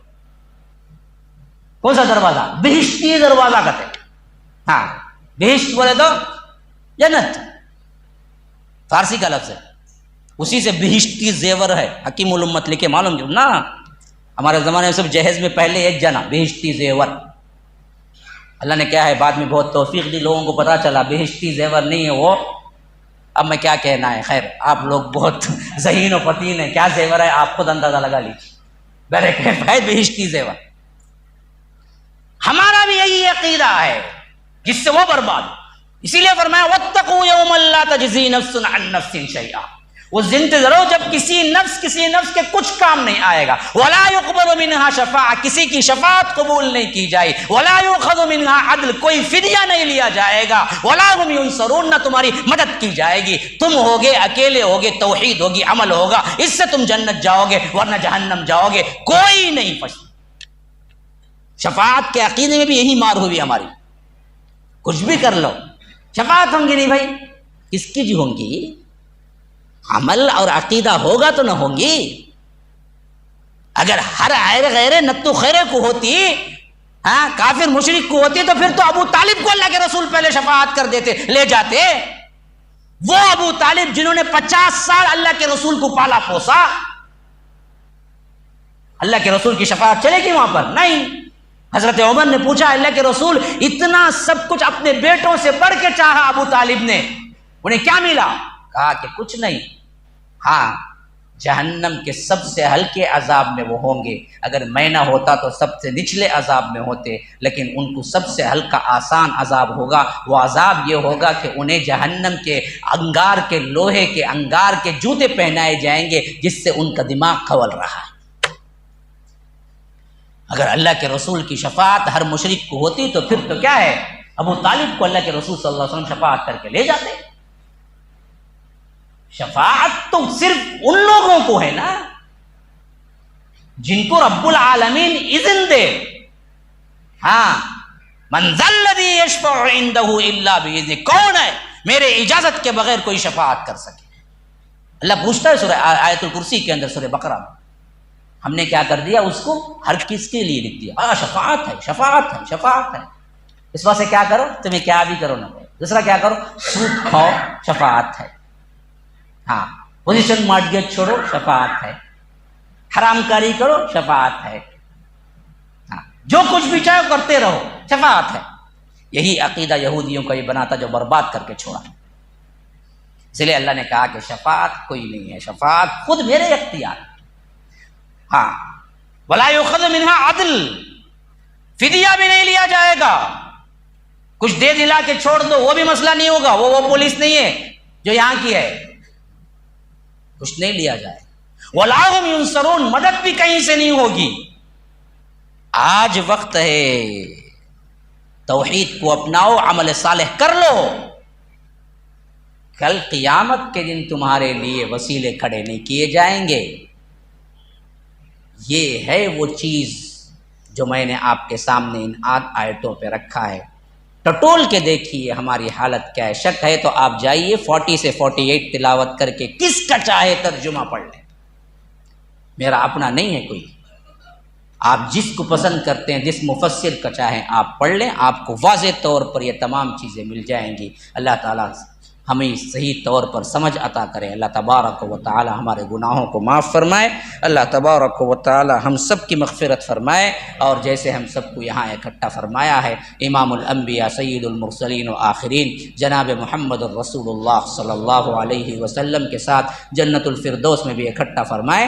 ھذا وباللہ توفیق، صلی اللہ وسلم علی نبینا محمد۔ اسأل اللہ لی ولکم ولسائر المسلمین من کل ذنب فاستغفروہ انہ هو الغفور الرحیم۔ والسلام علیکم ورحمۃ اللہ وبرکاتہ۔ اللہ کے دین کی دعوت اور لوگوں تک پہنچانے کے لیے اس ویڈیو کو ضرور لائک، شیئر، کمنٹ اور سبسکرائب کریں۔